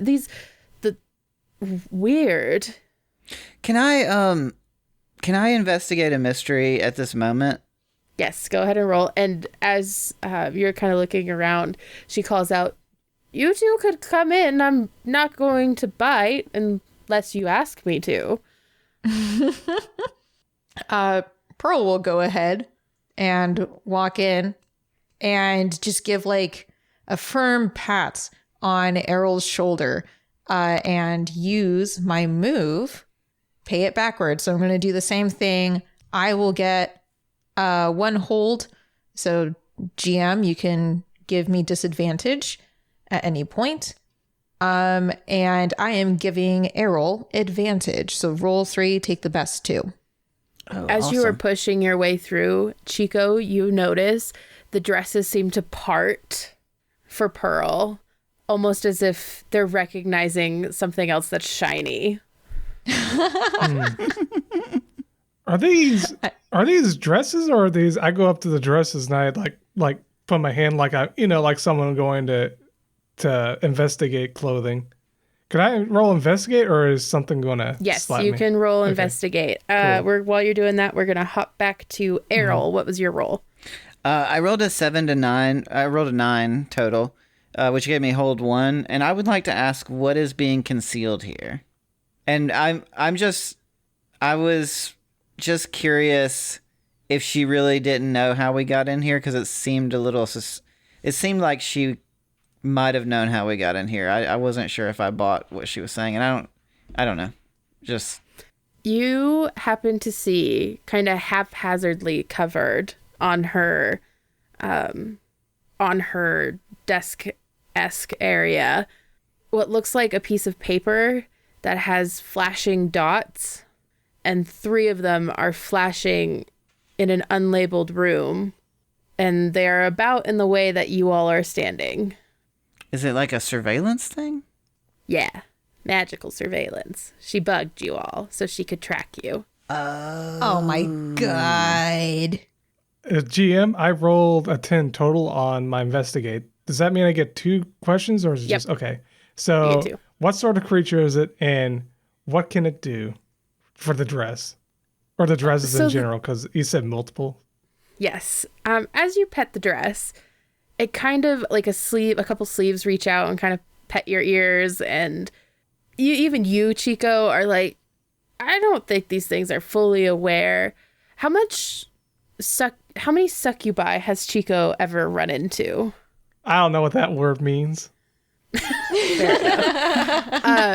But you definitely get the feeling that there's like residual magic, love magic, attraction magic, just that kind of energy around. And you could kind of guess that they're alive from that energy, but not so alive to be a creature. And does he like stick his arm in a sleeve at all, or? No, while he's getting pitted on his ears and he can feel kind of like the love magic, he's like, oh, shucks, you stop that. He doesn't really recognize what the implications could be. He's too dense for that right now. So he's like, oh, these are pretty nice dresses. And he asks, so, I was wondering, you have a lot of these dresses. You think I could take one home to my family? Of course, just pick one that you like, whatever color. I do have plenty. Oh, shucks, really? Okay. And I start looking for a dress or something for his mom. What color dress do you pick out? They're all sequined, completely sequined. I'm going to pick orange because orange is the color of pumpkins and carrots. As you pull the orange dress down, it shrinks because Ruby Hemorrhage is not a small woman by any means, but it shrinks to the perfect size for your mother. So that is what they do, players. They fit their person perfectly. Oh, that's very nice of you. Thank you. Chico is so darling. I know, I kind of feel bad. Back to Errol and Pearl. We've got the tracker map. So this light thing, you say tracker map. So is it like a piece of paper that lights up to show where our location is? Yes, think Marauder's map with LEDs. That's exactly what I was. Actually, that's where my brain went. I'll lean over to I'll like gesture to Pearl, and I'll be like, something's not right here. Well, I should say so. All of these dresses are so incredibly garish. I don't know. I think this one's pretty nice. Is it like a sentient dress that can kind of like understand like conversation? No, it understands if you like it or not. Like if someone put it on and was like, I hate this, it would basically shred itself. But other than that, it adjusts to the wearer's size. Interesting. Okay. Oh man. I was wondering if this could Pearl's be not wearing any of these. Okay. That's interesting. Okay, that's cool. So it's just in my backpack now. All right. So What were you saying, Errol? I guess I'm just gonna go over and like, I don't know what to do. I'm so I'm. Are there any ghosts in this room?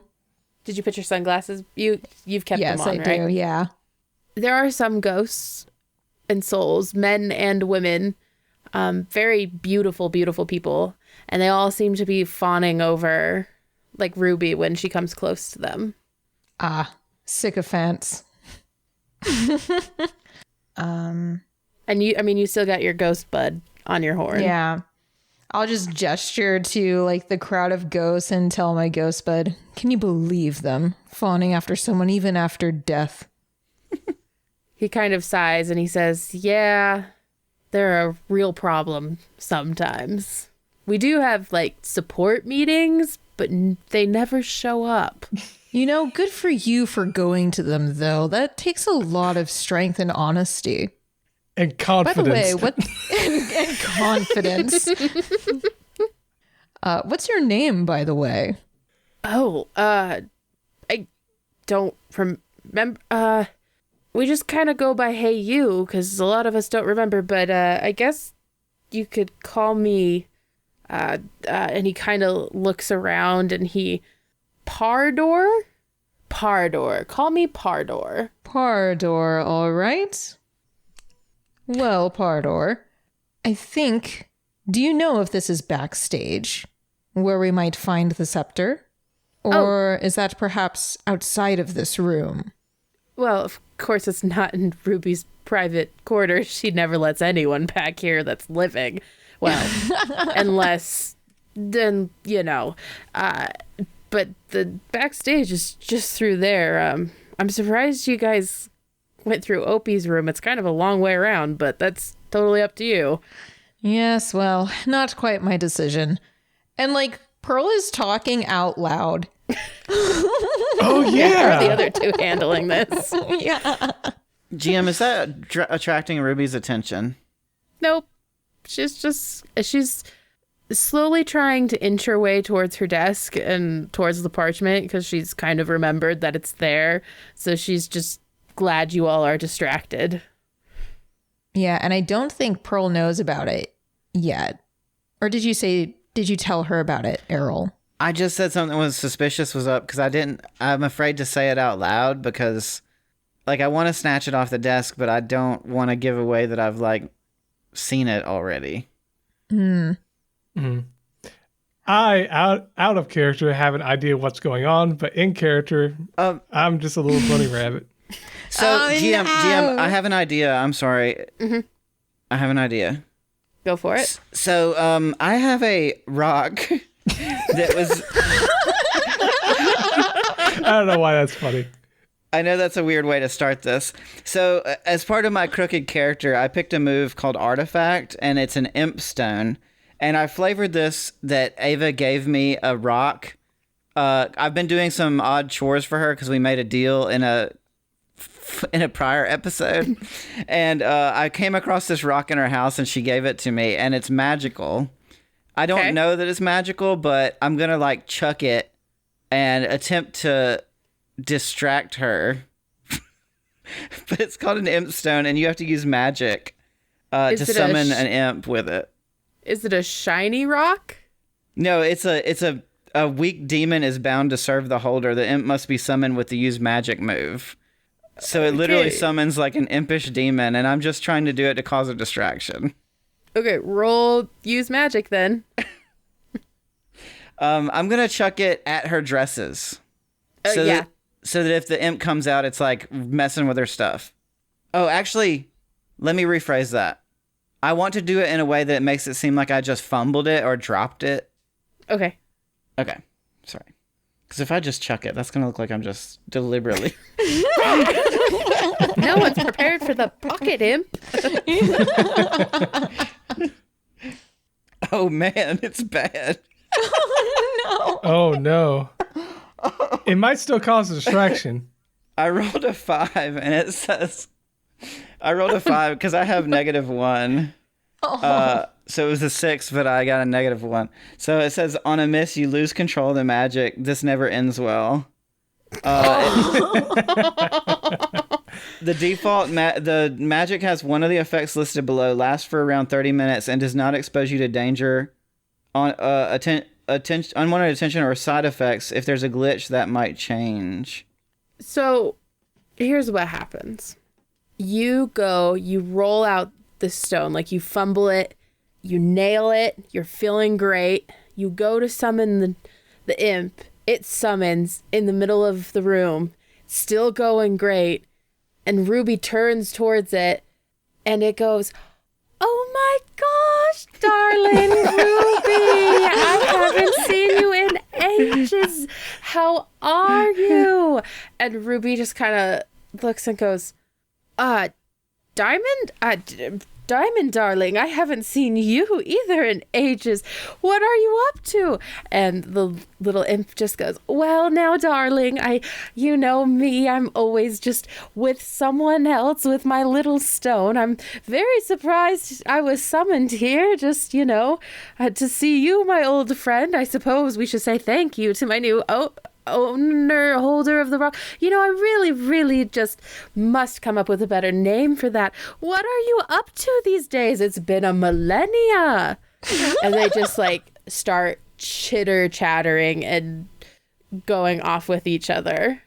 But they move in front of grab the map.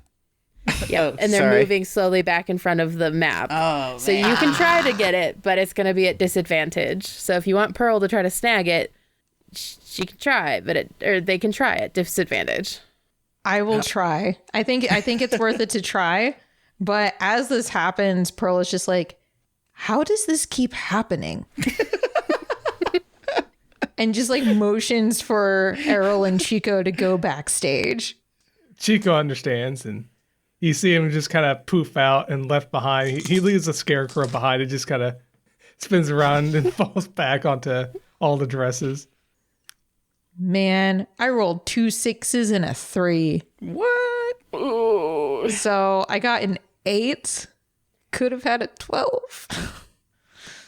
It's okay. It's not terrible. Or no, 9. 9's not terrible. Oh, you had disadvantage. That's what that was. Yeah, I did. Yeah, that was from one of the good. holds from the pay it backward. Yeah, no, I lucked out for sure rolling 2 6s. Mm-hmm.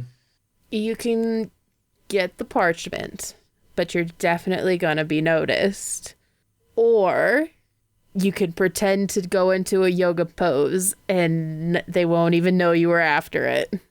Can I make a suggestion? I'm sorry. Yeah. Which one gives you more confidence? I think that's the theme of the episode should be take the more confident one. Pearl has wells of confidence. It's really all they really had to latch onto in the Astral Sea. So honestly, I think if we're trying to go to the heart of the casino and this person is involved with the casino, I think there's a good chance that she wouldn't want us going there and might stop us if she knew. So even though I'm going to be known, I know my 2 friends are already out going through the backstage. They know to look for a scepter. So I will take the chance to be seen and be caught. And I want to grab it and I want to eat it. What? That is because confidence. if I tear it up, they could still remake it with magic or something. But if I eat the parchment, they can't get it back. So it doesn't really matter. I mean, they'll see me, but then they'll have to ask a lot of awkward questions, which will distract them. And Errol and Chico can go and look for what we need. Okay. You're right. You're brimming with confidence. That is. Yeah, so much confidence. I mean, Pearl's not from here. They haven't been in this they haven't been in this plane for 80 years. And just, better safe than sorry. Let's just eat it. This makes me think of those kids who would lick their finger and put it on someone's food. Take their food. They can claim it as theirs. Yeah. That is something Pearl would do. So you lunge for it and you grab it, but as you're grabbing it, you knock a ton of stuff over. And Ruby turns and she goes, and as she's asking, "What are you after?" you're shoving parchment in your mouth, just eating it. And the room goes quiet. And Diamond just the little imp is just looking up at you and she goes, "Ruby, you usually keep better. Is she eating What? Who has me? Why am I attached to somebody with these situation? What is going on? And Ruby just says, "Oh, darling, I'm not quite sure either. Why, pray tell, did you eat my tracking parchment?" Because I have confidence.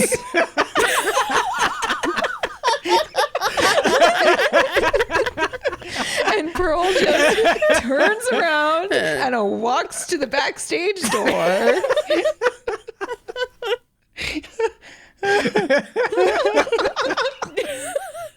They're just standing there and as you leave and the door shuts behind you. This is the stupidest thing I've had a character do in so long. And your little ghostly friend that's attached to your horn just kind of goes, "Yes, you do."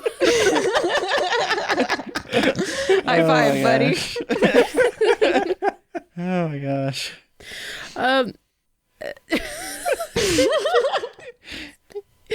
Okay, Errol and Chico, you're a little bit ahead.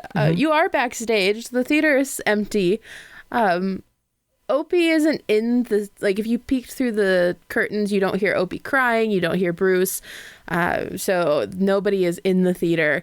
And sitting backstage, almost practically like center upstage is what you would say, is a ornate staff crowned with a rotating iridescent crystal. And the staff is made of gold. And it's just laying on the floor. I guess we'll go get it. Yeah, but this looks like a trap. But I mean, we it have definitely confidence. does. So I'm going straight. Errol will, hold on. So he was feeling pretty deflated earlier, but Chico's been like very supportive, and so he's like taking this to heart, and he like straightens his hat, like pulls his eye patch around. He's like, "You're right, Chico. Let's go get that staff." Yeah. And he just like struts over. I strut right behind him. Oh, my boys. You walk out in time to just see them strutting. But there's Warms something my missing. heart, Parter. But there's something missing. There's no big guy to hide behind. True. Who's picking it up? I'll pick it up. Roll plus weird, please. Okay. And I'll give you advantage because you have confidence. It's nice. So I got an 11, but I got a -1, so it's a 10, which is still good. Still a complete success. So as you pick it up, you are back to where you started, like 5 feet away, walking towards the scepter. Except for you're still standing there. You're just watching yourself relive the last 5 seconds over and over and over and over. So can I interact with myself? Can I like tap myself on the shoulder? You do, and you jump. Past you jumps. Oh, this is going to get complicated. Past you jumps. Hey, buddy. And he kind of looks at you and his mouth opens. And all of a sudden you have a memory of telling yourself, why are you here? Oh, wow. Man, it's just another timey-wimey weird loop adventure for Errol. So am I still holding the staff? Yeah, you are. But there's a staff up ahead. Yes, there is. Can I turn it off? Do you think, like, turn it off? Yeah, I'm like looking for a switch at first, and I'm like, turn off. It disappears. Your past self disappears, and you have a really weird memory of talking to yourself 5 seconds ago. For the other two, you don't see anything out of the ordinary. He picks up the staff, and then he's like saying off. Wait, so if he has the memory of talking to himself, do I have the memory of him talking to himself? Or him talking to someone? It feels like no time has passed since he put his hand on the scepter. Interesting. Well, that was easy. See what happens when you go in with confidence. I feel like I'm saying that word a bit too much now, but you know what? It's fun. I believe in it, and it's fun. So, Pearl, can you ask yourself if you know where the other artifact or relic is? Because I think we need one more, don't we? Yes, we do. And Pearl will turn to Pardor and say, Pardor, any ideas about the amulet? You've been such an amazing help. I will fight for your right to be freed from this place with the management after we're done here. You've been so great. He kind of puts his hand out and he goes, well, I don't know where they took the amulet. One of them kept wearing it. She's really short.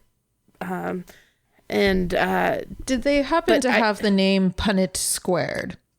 Well, the back of their jacket said squared on it. So I would assume it would say Punnett.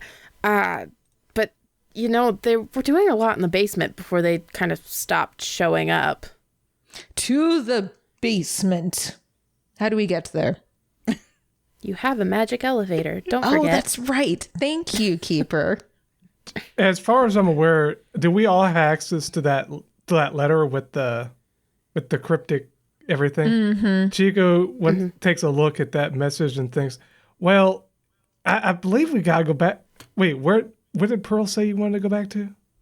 So we might need to go to the basement to find Punnett Squared because she might have the amulet. And then I think you're right, where we have to go back to the casino itself because it talks about like the heart of Hell Casino. It said to find the enchanted masquerades for the enchanted masquerade's fate echoes in the shadows of the golden oasis. I was thinking the enchanted masquerade was Punnett Squared, but I think you're right. Probably.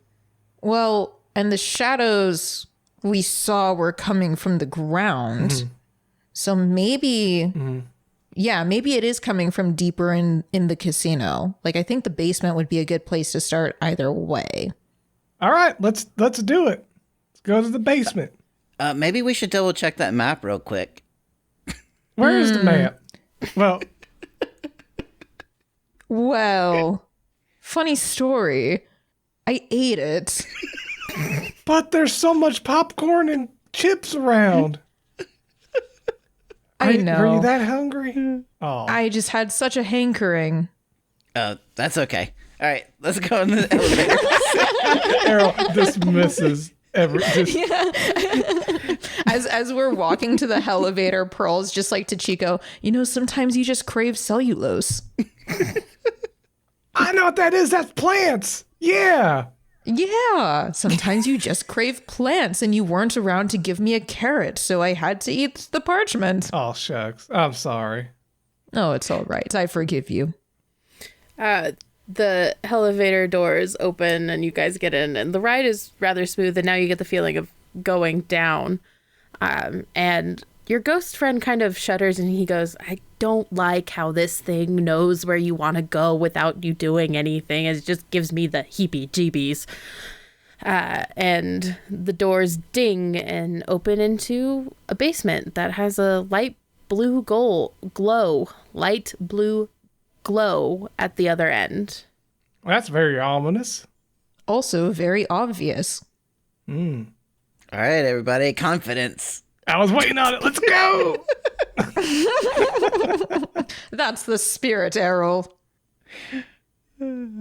As you all charge in, Pearl, you hit a piece of paper with your foot.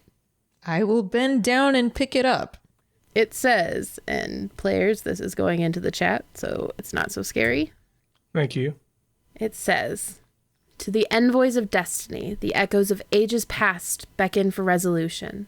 Within the enchanted masquerade's illusions lies the key to unlock the rift. Performers of magic, you must decipher the riddles of time and restore balance to the stages of reality. As the clock's chime guides you, remember that power and peril dance in tandem. Unveil the mysteries of the artifacts and break the cycle that binds them, lest the boundaries shatter.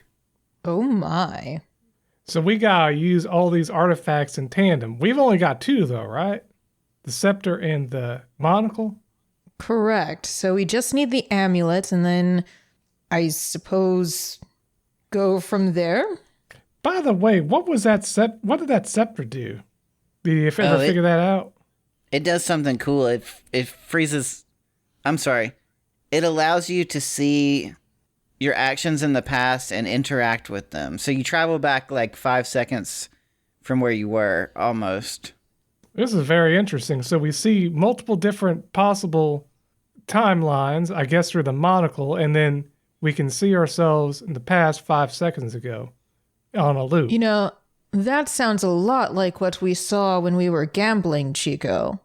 Yeah. So I wonder what the amulet does and how it all works together. Because I can kind of see a theme of how, like, it's all the same kind of, like it. Man, this is interesting. I want to see what that amulet does. Oh, there's only one way to find out, and Yep. hopefully it's ahead somewhere. Let's keep going. Mm-hmm. As you go closer and closer to the blue, glowing light, you notice a little halfling running around. And I'm going to have you all roll investigate a mystery for me so you can ask me some questions because this is prime time. Mm-hmm. Roll this. This is going to be sharp. Yep. Nope. Chico's distracted thinking about what that amulet could be. Oh, no. I got a 9. Oh, thank goodness someone succeeded. I failed with a 5. Okay, so with a 9, you get to ask me one. You got this, Errol. I would like to ask, where did it go, and where is the amulet? You notice on the halfling's neck, kind of flashing around, and the halfling seems to be moving weirdly. Sometimes they're slow, sometimes they seem to be running really quickly, is the amulet. And every now and again, she reaches up and she spins it. And she's also muttering, and you can hear a very deep voice rumbling back from what you now see is a portal. Oh, the portal is blue? Yes, the portal is blue. And you hear from rumbling from the voice, and it says, "Yes, bring me the other two and release me, and I will solve your problems. And I will bring them back." And Punnett is running around saying, I'm trying. I lost them. And the other people were just so idiotic. That's why I had to fire them. And I need them back. I need to fix these mistakes. And she's pacing back and forth, trying to figure out what's going on. What do you do?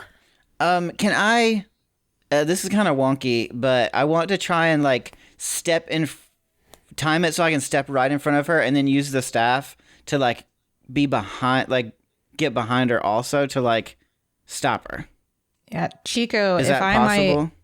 If I might give Sorry. a suggestion to you, Chico, I would use the monocle and see if you can see like what that portal is, like if it remains constant throughout or not. Ah, good idea. I'll do that. Do I have to roll for weird? No, I can just tell you.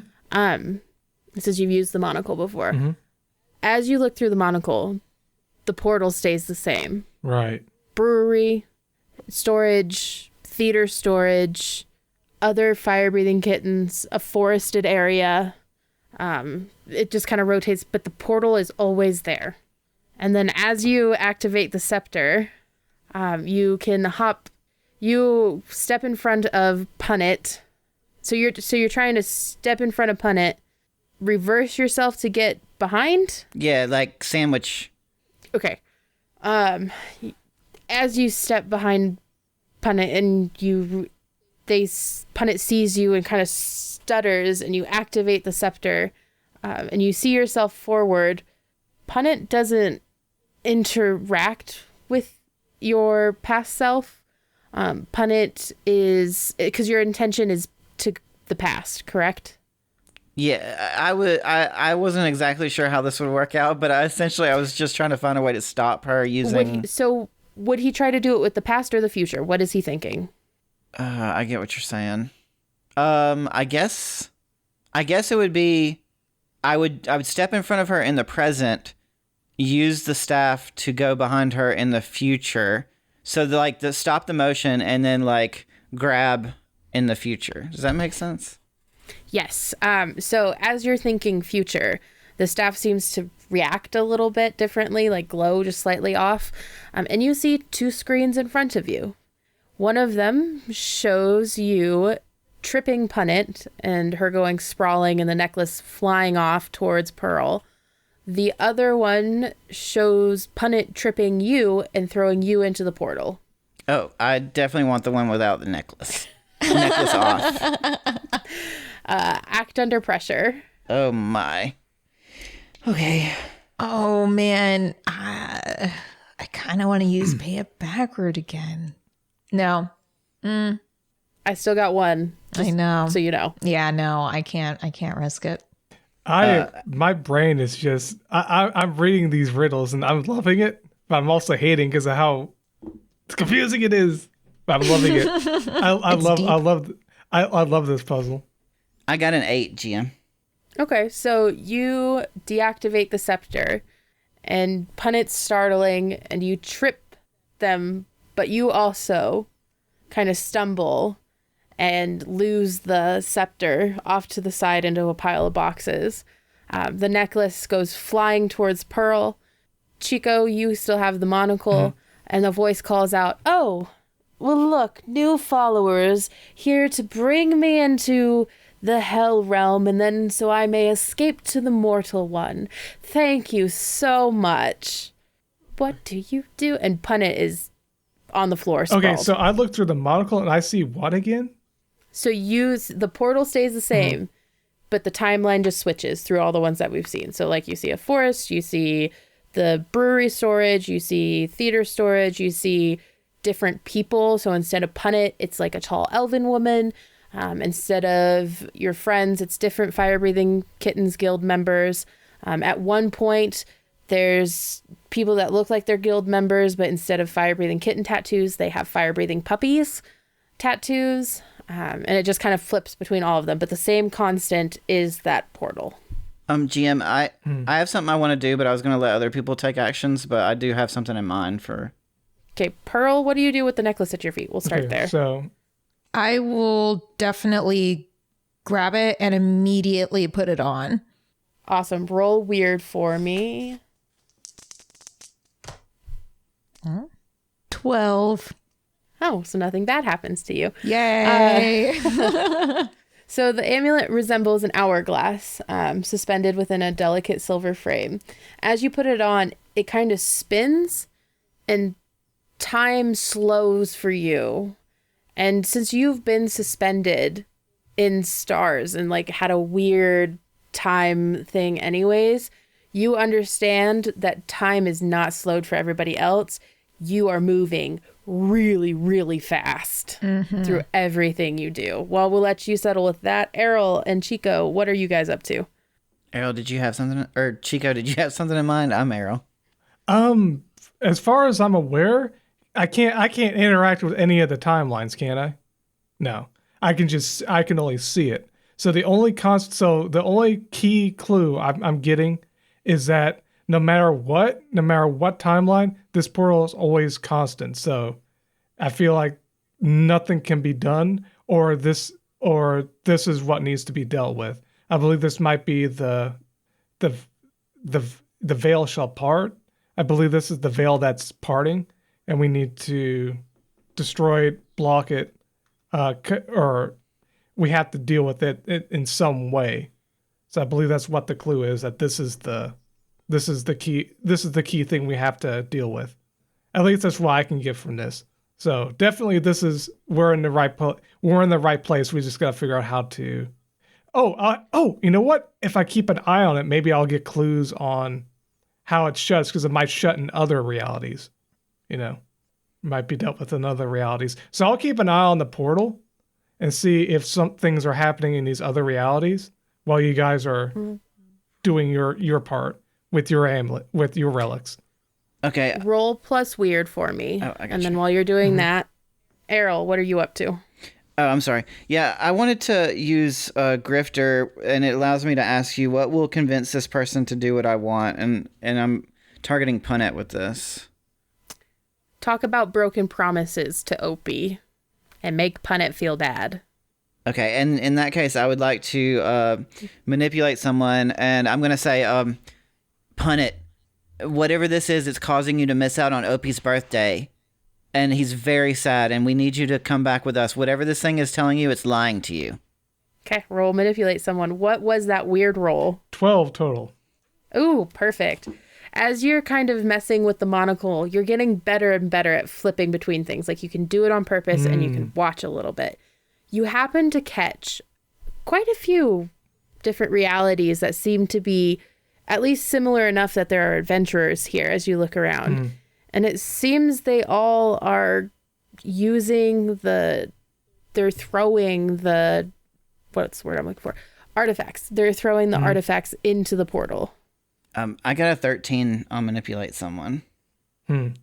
Well, everyone, what happens to the portal as they're doing that? They're all just doing it together? Like they're starting to... We will hop back to that in a second. As after what you said to Punnet kind of stops.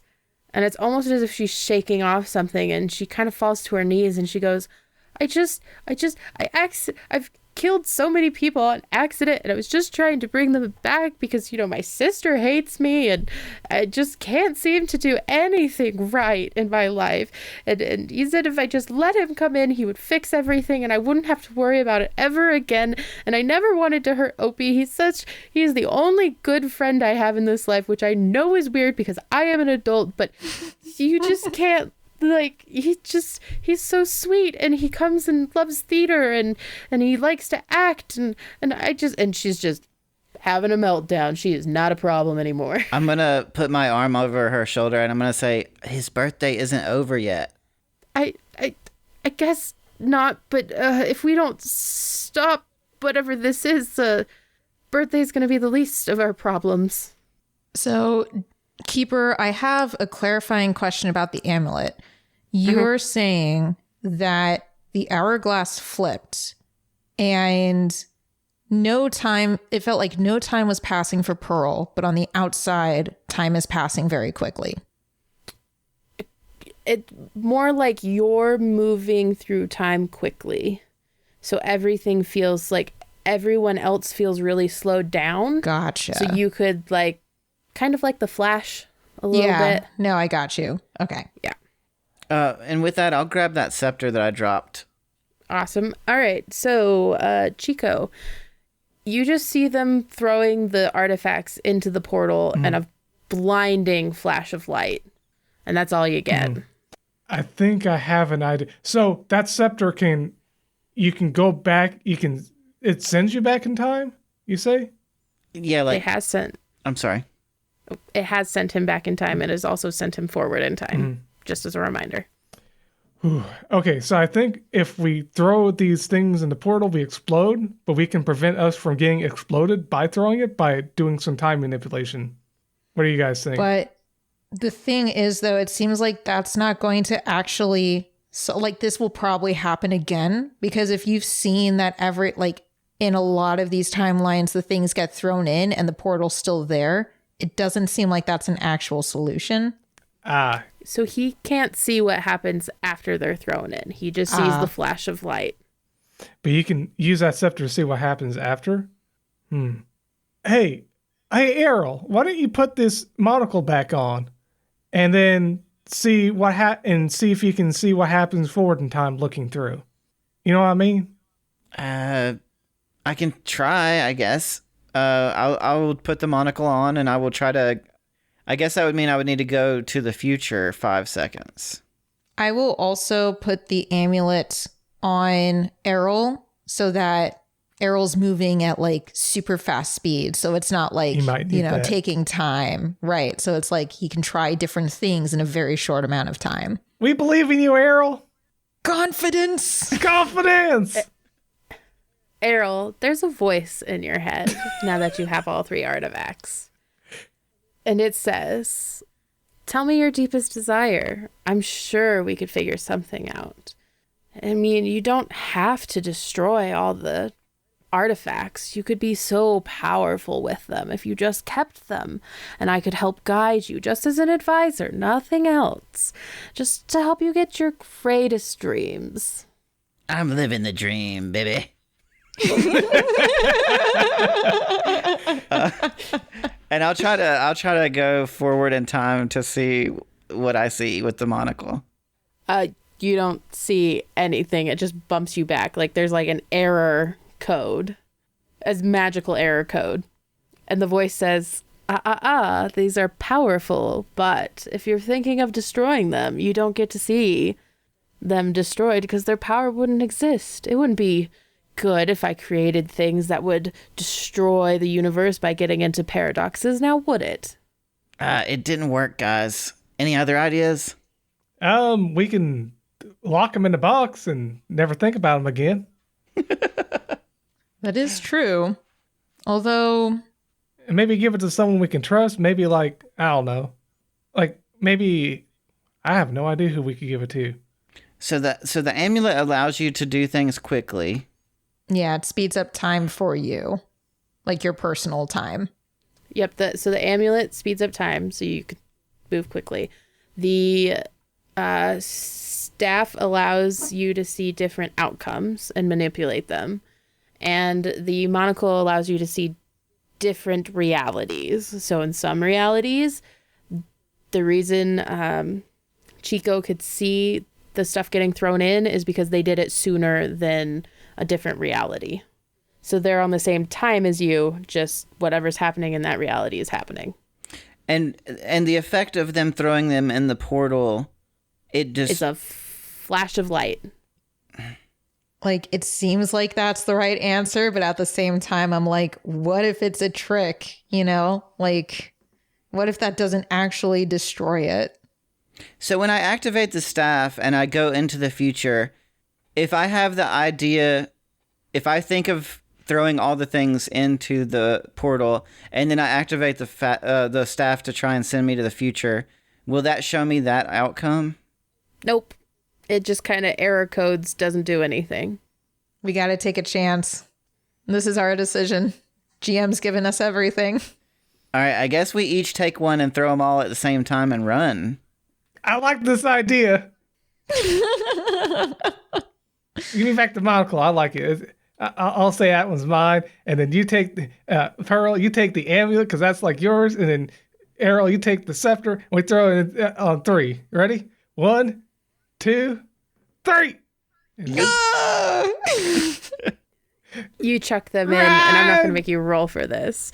And a flash of blue light goes over you, and you hear the dying screams of that deep voice. And then you're sitting at a dining table, and Opie's at the head, and Punit is down at the end performing a song. There's birthday banners everywhere. There's little mushroom decorations. Your gifts are wrapped. Like, you see gifts that have your names on the tag as the from, and but somehow you know they're the same gifts that you gave Opie earlier. Pearl, yours just is happy birthday written out on music paper so you can perform when he gets to it.